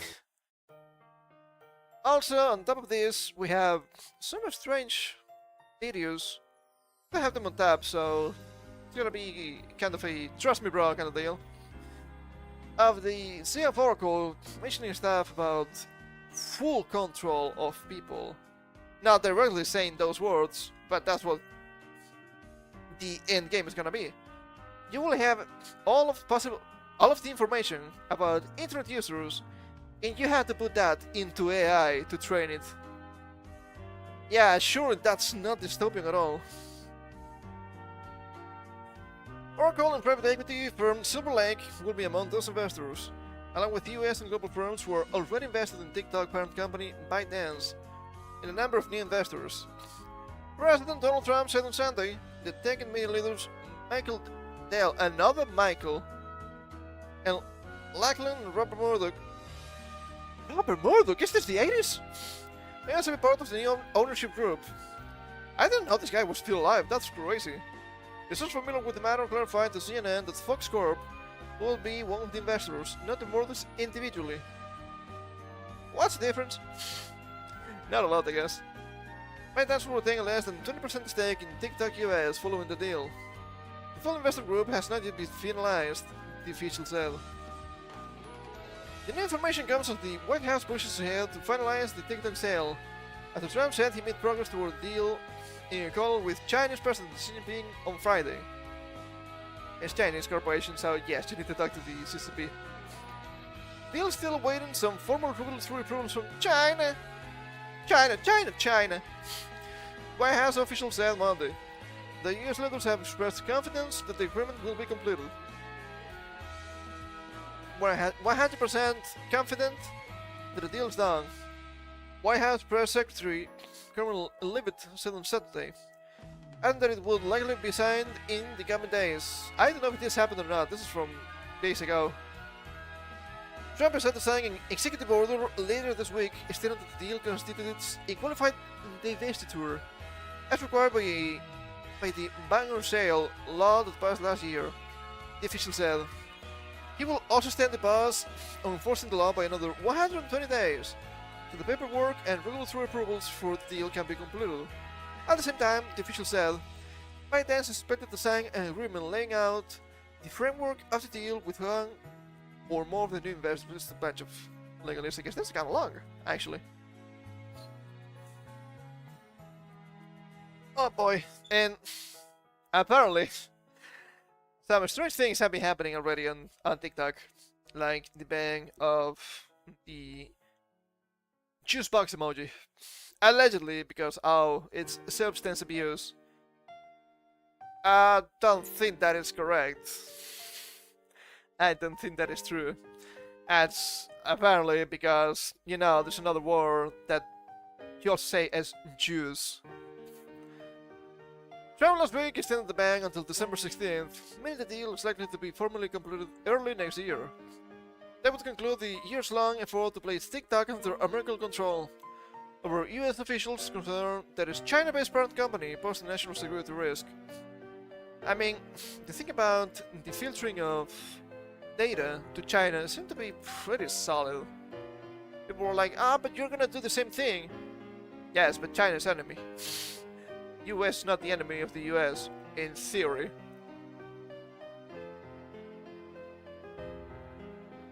All in theory, I guess. Hold up. There we go. The fate of the algorithm has remained a major question, because the content recommendation engine plays a big role in the app's popularity, but it's also behind the national security concerns. US officials worried that ByteDance could be forced to manipulate the algorithm on behalf of the Chinese government to influence or generate dissent among Americans. Have you seen TikTok? Come on. Come on, that's a huge propaganda machine, we all know that. The TikTok Bangor sale law prohibits any cooperation with respect to the operation of a content recommendation algorithm between ByteDance and any potential American ownership group.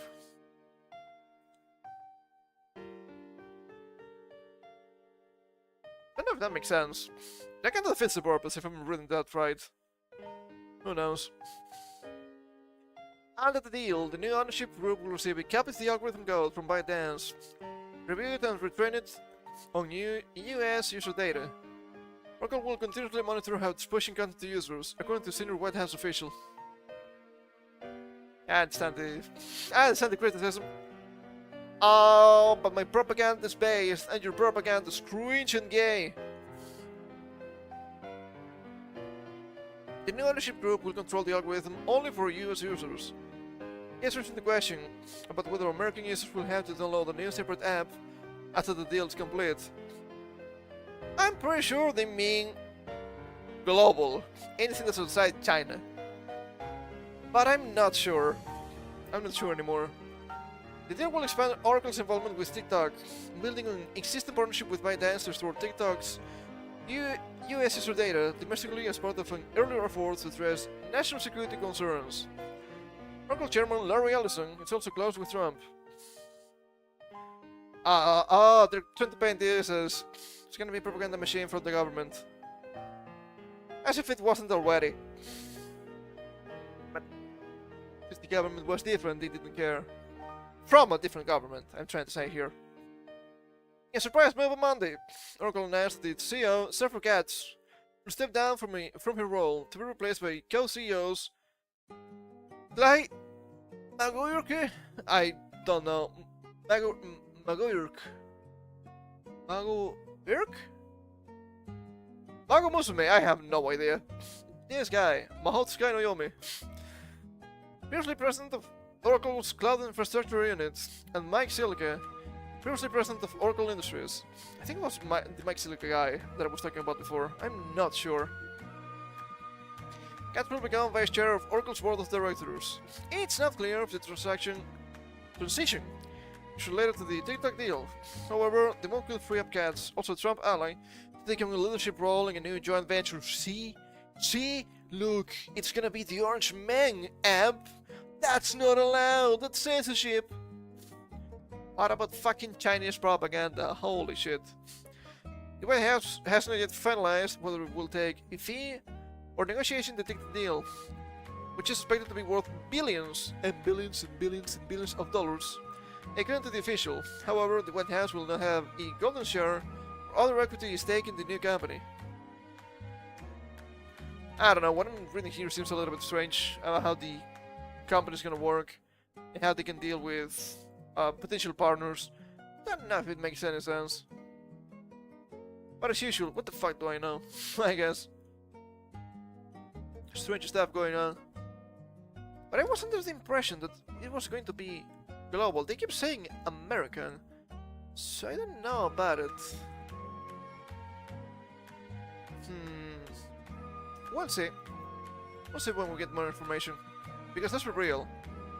You have TikTok China, which is nothing like the West, and then you have TikTok Global, which is the West, and the thing that's used in the US. Interesting. I need to blow my nose. So give me a second.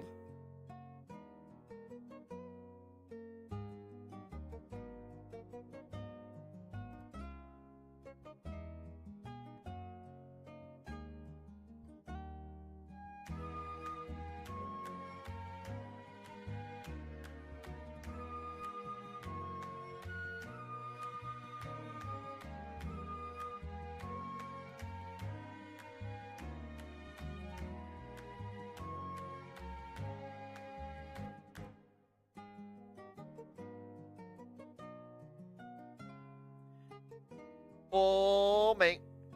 Stop hitting the same thing twice. That's so annoying. Holy shit.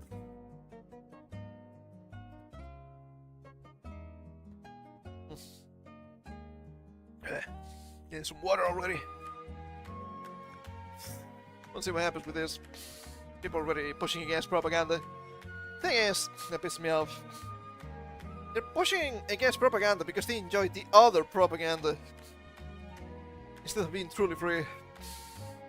Nothing that can be done, I guess. What do we have here? Oh, it was mentioned to me the other day. I don't know if this is exactly what they're telling me. Because I don't think the Swiss government is actually spying on Proton. I know there's something going on, but I don't think it's quite that yet. Proton live in Switzerland. Legal uncertainty of proposed surveillance laws is pushing them to make several changes. This is from August. It's been a while. I think I talked about this before. Proton has confirmed the company has begun moving out of Switzerland due to legal uncertainty over the newly proposed surveillance law. Proton's new launch, privacy-first AI chatbot, Lumo, has become the first product to change home yet. Investing in Europe does not equate to living in Switzerland, a company spokesperson told TechRadar, amid rumors it's exiting the country for good. Firm behind one of the best VPN and decrypted mail services, has been very critical of the Swiss government's proposed amendment of its surveillance law since the beginning, already sharing plans to put Switzerland back in May. It's not just the EU, it's fucking everywhere. It's gonna be mass surveillance because they enjoy looking at your shit. It's not much you can do. If it passes the ordinance on the surveillance of correspondence by post and telecommunications, will introduce new obligations for virtual private networks, messaging apps, and social networks. These measures include mandatory user identification and data retention of up to 6 months of all services with at least 5,000 users.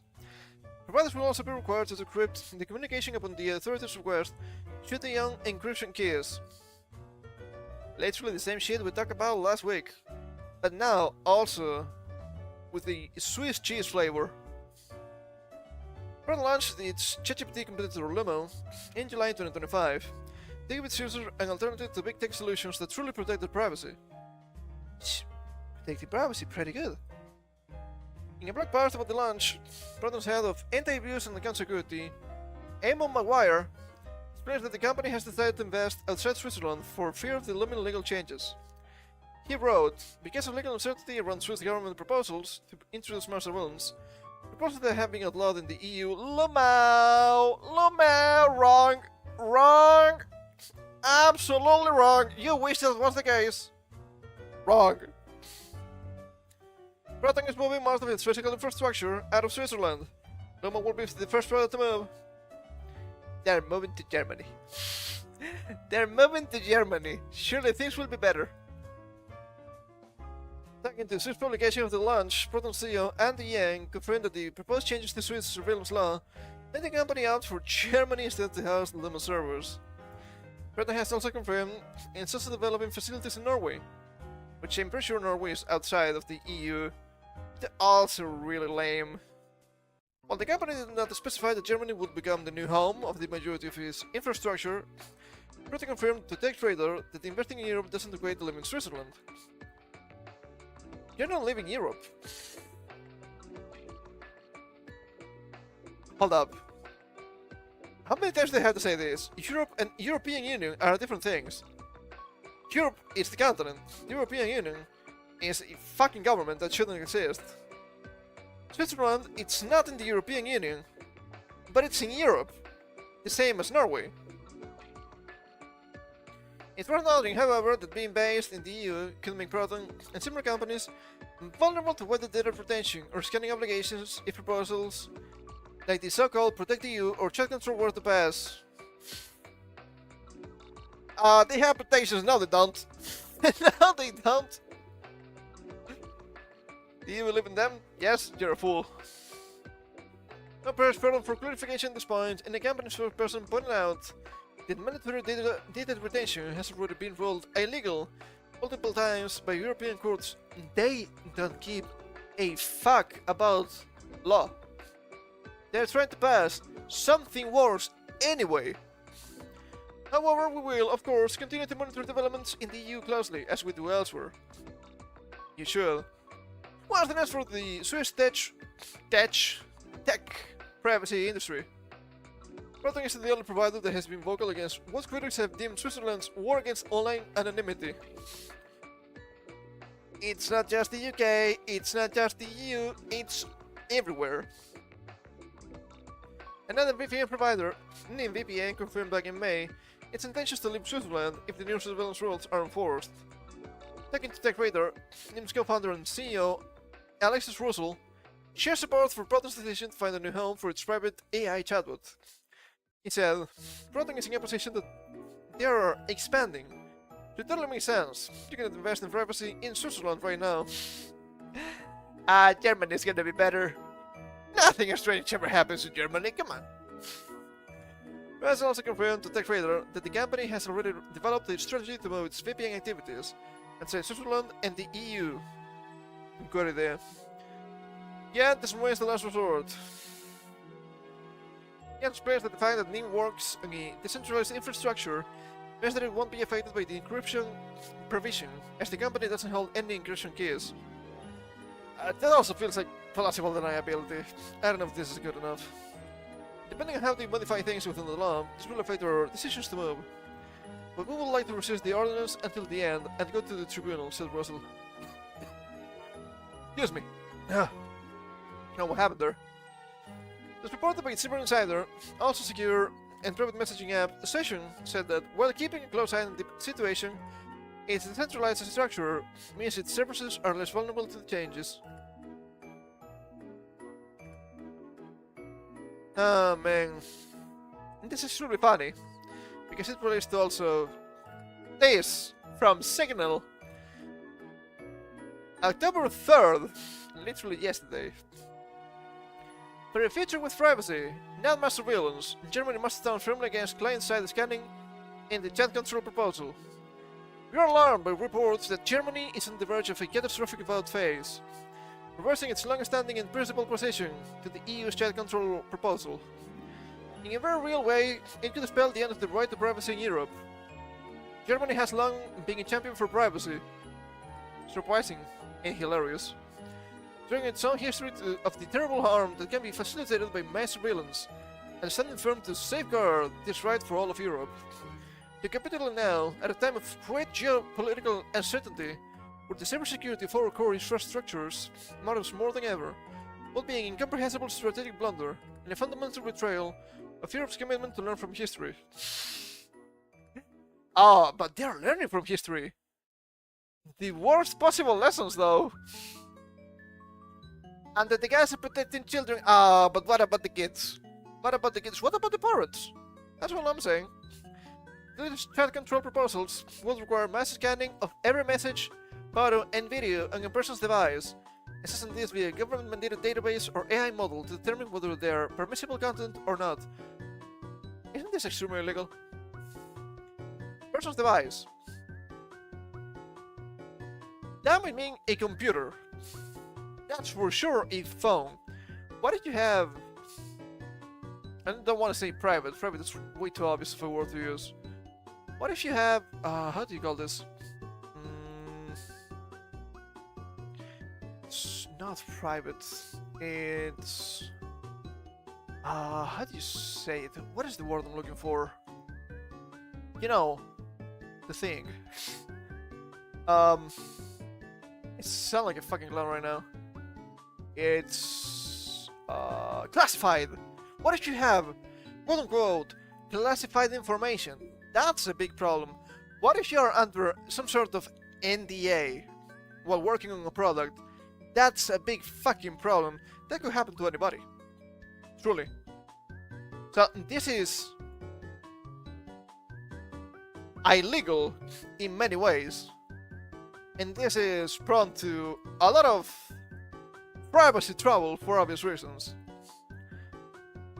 It's a horrifying idea for many reasons. First, the technical consensus is clear. Scanning every message, whether you do it before or after the messages are encrypted, against the very premise of end-to-end encryption.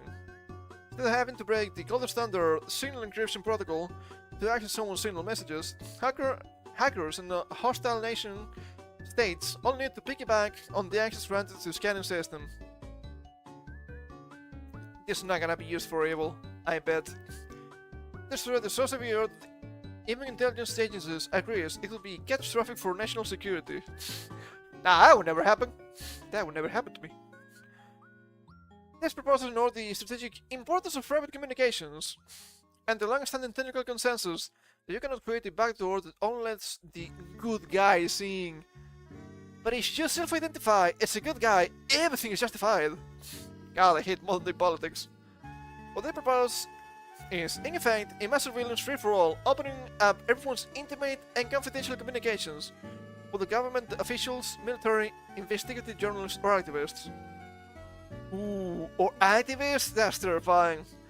All of Europe's talk of sovereignty, this is a bizarre cybersecurity decision on multiple fronts. So now, you can show your junk to your woman. It's not private anymore. It was probably not private either before, depending on your messaging method. But now the government knows your PP is a little bit tiny. They don't have to know. They don't have to know. They should be thinking that you have a massive schlong, okay? That's privacy for you. I don't know if that makes any sense. For Signal, chat control is also an existential threat. We do one thing, and we do it very, very well. We provide the world's largest truly private communications platform. What about Telegram? Signal is not that bad. It was not that bad when I used it years ago, at least. And we know that encryption either works for everyone, or it doesn't work for anyone. A backdoor in one part of a network is a vector into every other part. And we will not compromise the integrity of our service. Which is the main problem. You're not doing anything illegal within your system, yet you're being screwed completely by the government. Endanger the safety of the people who rely on us around the world. Often in contexts where private communications are the difference between life and death. I mean, it's not even something as grand as this, right? Sure, this happens, but privacy is a human right. It's not a choice we would make lightly. Hold up. If we were given a choice between building a surveillance machine into Signal or living the market, we would leave the market. There's not a choice we would make lightly. And our great hope is we never had to face it. But if chat control were enforced against us, that's likely where we would end up. You know what I've been saying for weeks now, more likely months at this point. Just train pigeons. Just train pigeons. And interchange messages with them. It's probably for the best. And maybe we're gonna reach a point where you will have master villains here, and people will start talking in literal code on these apps, which is hilarious. Even a fucking normie like me, normie in the sense of I'm not a criminal or a terrorist. That's funny. That's funny.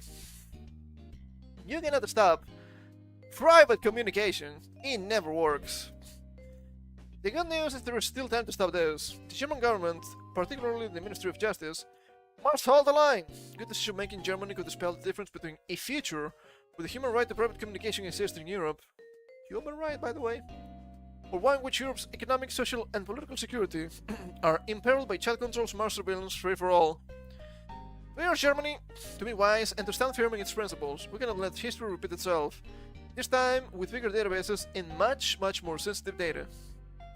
From the president from Signal Foundation. So much for moving to Germany, right it, Proton people. And this is hilarious to me, because the things that never happen keep happening every single time, every single day. I wake up and there's another psyop. Stop this. It's so annoying. Breaking news! After multiple countries have forced age verification through ID or face scanning to protect the kids, this has been compromised and everyone's government information has been leaked. Do you still trust all the sites with your sensitive information? And I was told they were not storing this information. Of course, that was a lie, as usual. Hello, we're reaching out to you because of a recent security incident on September 20th involving your personal data. Specifically, an unauthorized party gained limited access to a third-party customer service system used by Discord. We have confirmed that some of your personal data associated with your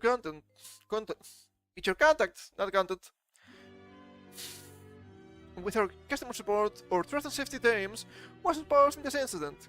This may include your name, Discord username, email, and other contact details if you provide them. Limited payment information, including payment type, last 4 digits of your credit card, and purchase history if associated with your account. Once again, why are you paying for stuff on Discord? Makes no sense to me. IP addresses. Surely that's not a problem. Messaging attachments sent to our customer support or trust and safety agents. The incident did not include full credit card numbers or CCV codes, your physical address, Your messages or activity on Discord beyond what you may have discussed with customer support or trust and safety agents. Your Discord password or authentication data. Sure, it's been less than a month. About a month, I guess. And this is already happening.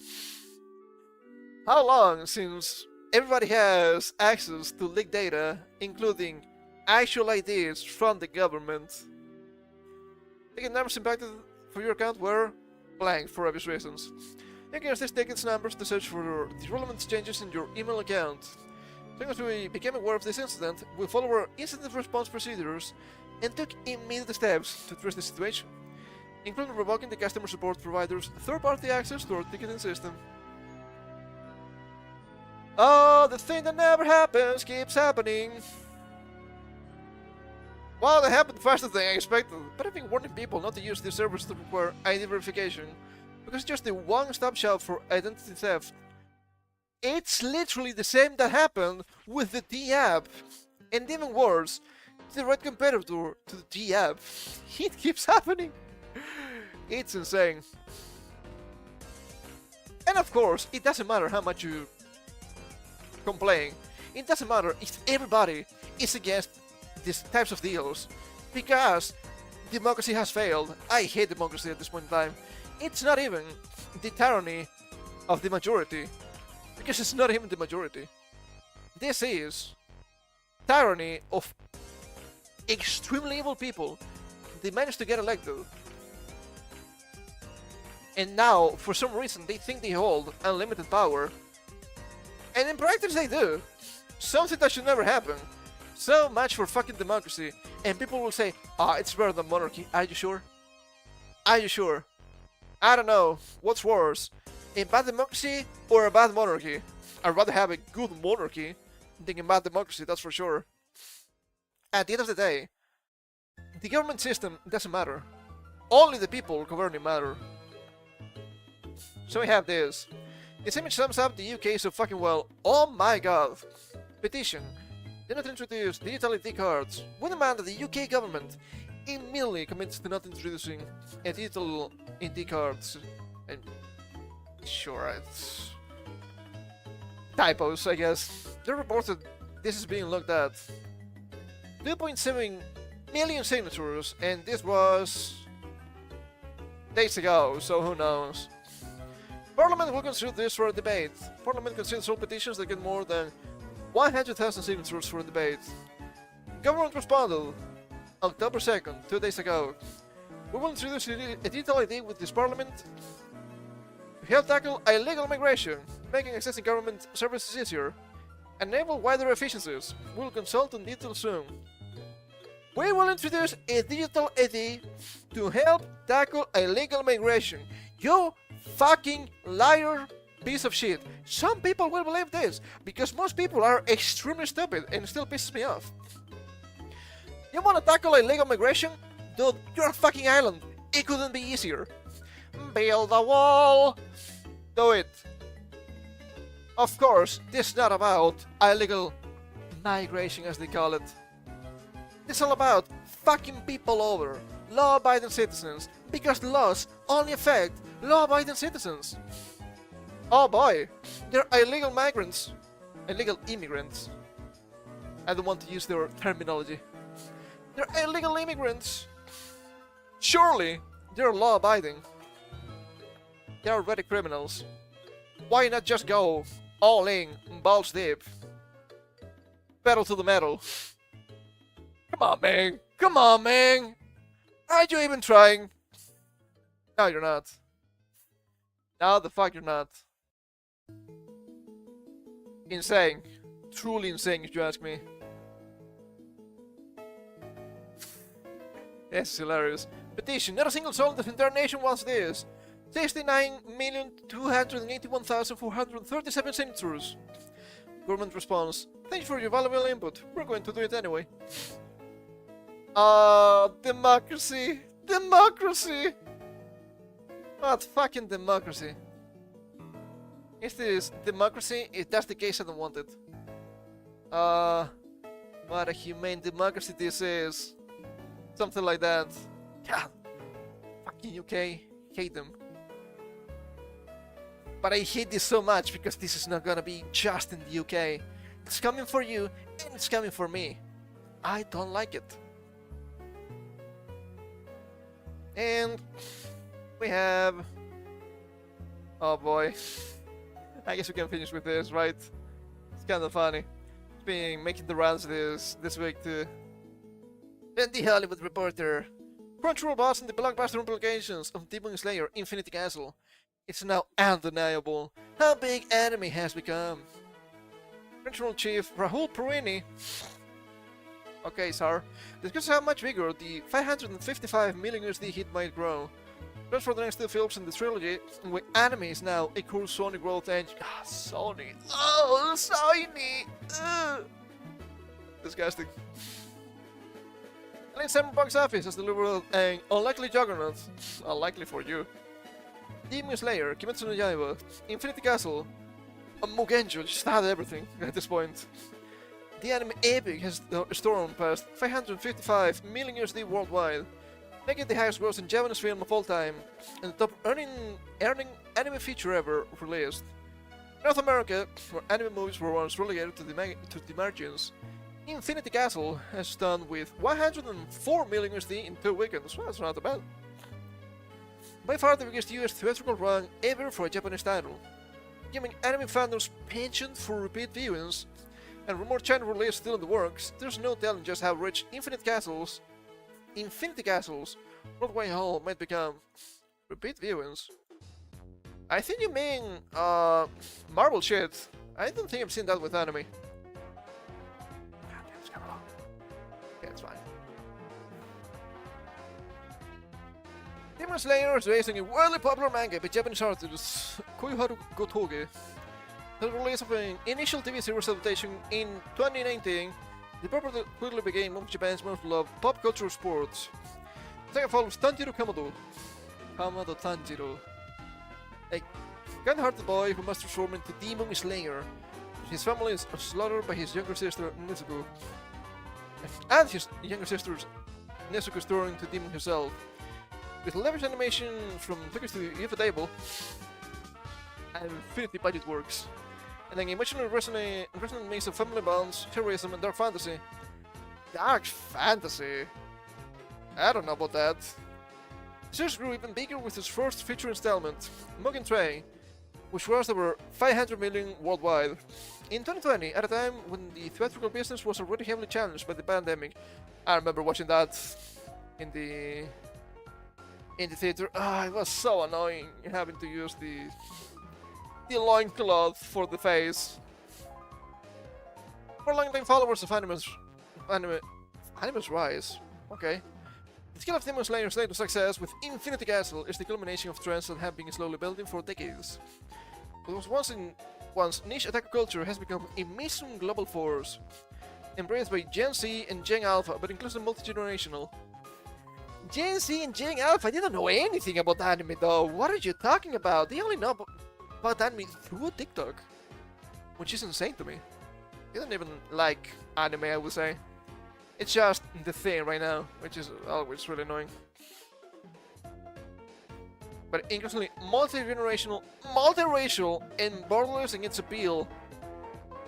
What? I know what you mean and I don't like it. None, perhaps not surprisingly, recognized this potential sooner than most. Since acquiring anime specialty service Crunchyroll from AT&T in 2020 for 1.18 billion USD, which was probably illegal given monopoly laws, and merging it with its earlier anime platform by Funimation. That's what I mean. Japan's conglomerate has still transformed anime from a promising vertical into a core strategic pillar. Today, Crunchyroll spans far more than a subscription platform. It was North America's leading distributor of anime films, a global licensing and merchandising operation, an anime fandom events business, and an emerging hub for music and games. None of that is good. They're extremely censorious in nature, and they're heavily politically motivated too. As earlier this year, Sony executives described anime as one of the group's central growth bets, with the sector forecast to become a 60 billion global industry by 2030. Where's my part? That was the problem. A corporate realignment? has been vindicated by Infinity Castle. Sony Pictures handled the release in the US and most markets inside Japan. Aniplex properties in Tokyo with ufotable and Crunchyroll activated its deep ties with fandom worldwide. Crunchyroll deep ties? Yeah. Who was a pirate site? Lamau! The close collaboration across Sony's far-flung units helped turn the Japanese animated feature into global tentpole of picture scale. Something that might have seemed unimaginable a decade ago for the generous most revered hitmaker Hayao Miyazaki of Studio Ghibli. Internal memos circulated after Infinity Castle's record-breaking openings. Sony Picture Entertainment CEO Ravi Ahuja, okay sir, told the staff, the incredible results of this film show the growing global appeal of anime. God, this is not the 90s, what are you talking about? It wasn't just dedicated fans who came out to theaters, but a wide range of moviegoers. They're not gonna understand anything! Contributing in no small part to the success is a strong partnership between Aniplex, Crunchyroll, and Motion Picture Group, along with the cross-functional collaboration within our teams. For Rahul Purini, sir, the architect of much of Crunchyroll's expansion, all of them are Indian, it's insane. How did that happen? Infinity Castle represents a professional milestone, as well as a watershed for anime's community of artisans.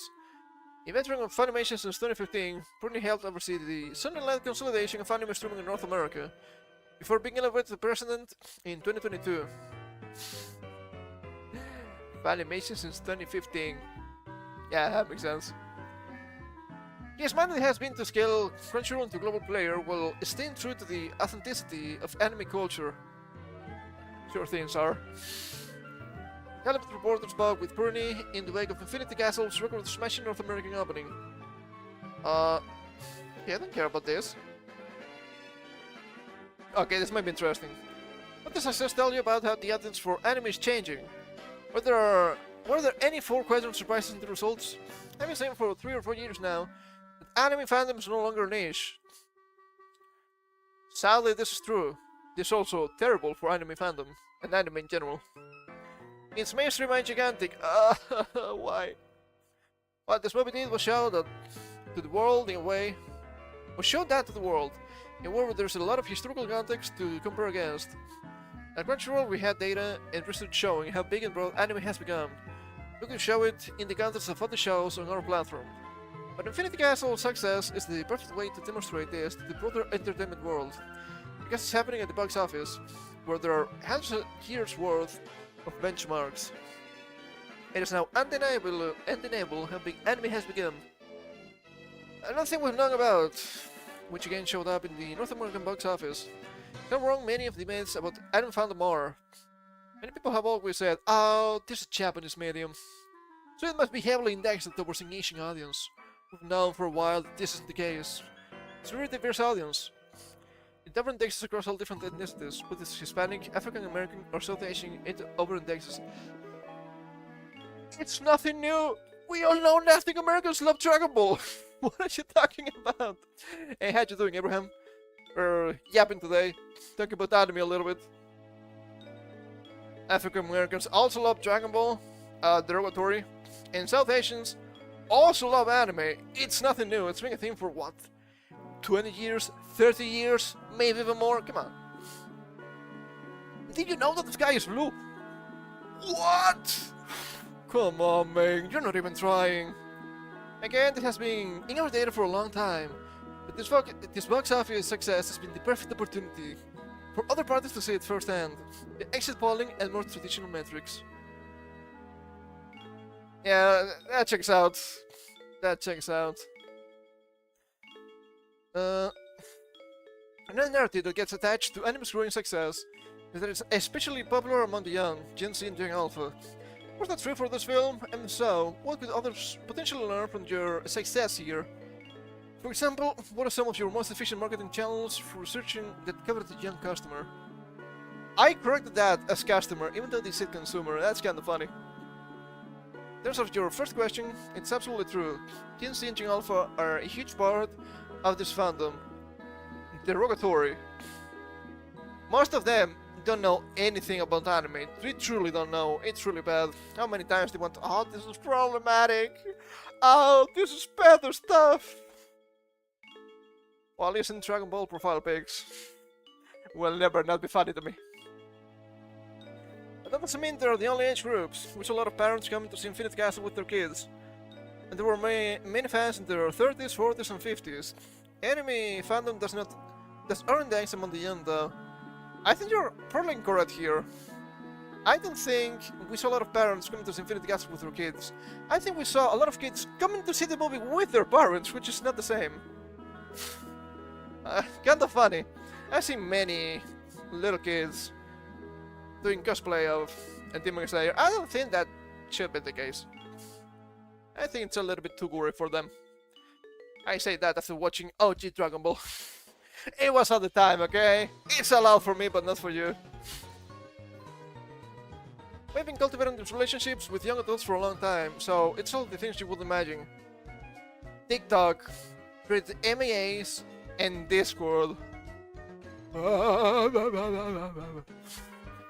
As the real-world events for young fans and influencers to attend, and engaging the celebrity anime fans, the young people follow and listen to.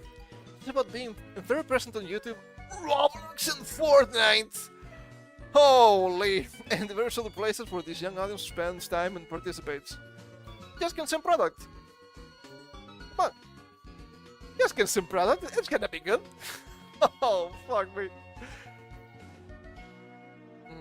Okay, we don't care about that. I'm trying to skim a little bit. This is kind of long. Just this amount. No, I don't care about that. The phenomenal start for the first film in a trilogy. What the next? The film expected to be released. And is there any sense of urgency? Yeah, but getting them out a bit sooner. Well, we've announced that it will be a trilogy of movies, but our partners at Aniplex and Infidel haven't decided on dates yet. But look, there's definitely urgency for all of us to bring more Demon Slayer to fans as soon as we can. Because we know the urgency is there among the fan base. They're gonna do a GT kind of deal, I bet. I don't think they can, given how the manga finishes, but you never know. Likely that the blockbuster success of the first installment will mean that GT will be bigger with the next two. The budget and spectacle. We're still in the midst of the first one's release, so all I can say for now is that we're working closely with our partners to make sure the next two movies are going to be just amazing, if not better. Material benefits, exclusive streaming rights, Lamau.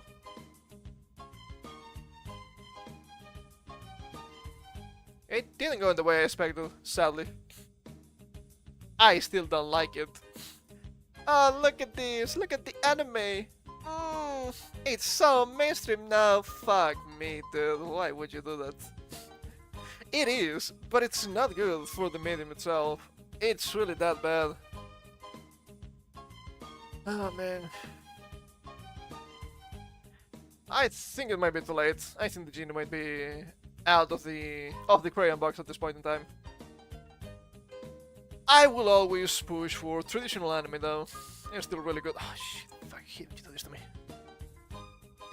I've been watching all the stuff, I mentioned this. I've been watching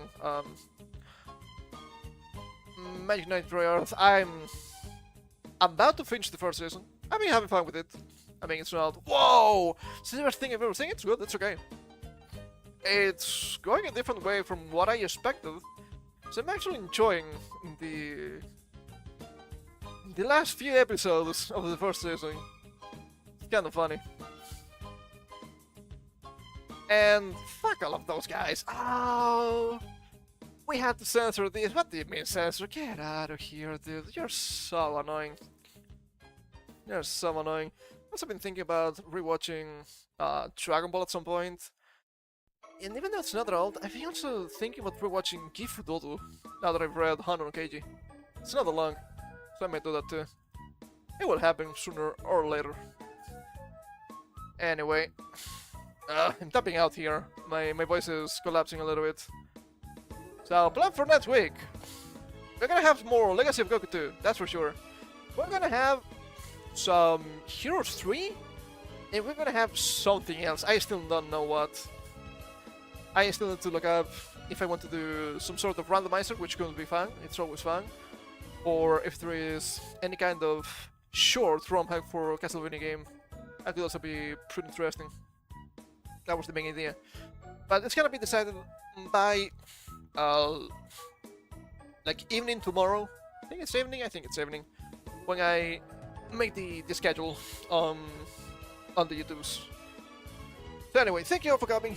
Hope you had some fun. Some of these news were, holy shit, kind of depressing, but we need to know what the fuck is going on with privacy and all that. Going back on Monday, I still don't know if I want to do Legacy of Goku 2 on Monday or if I want to do Heroes 3. Maybe the Heroes 3.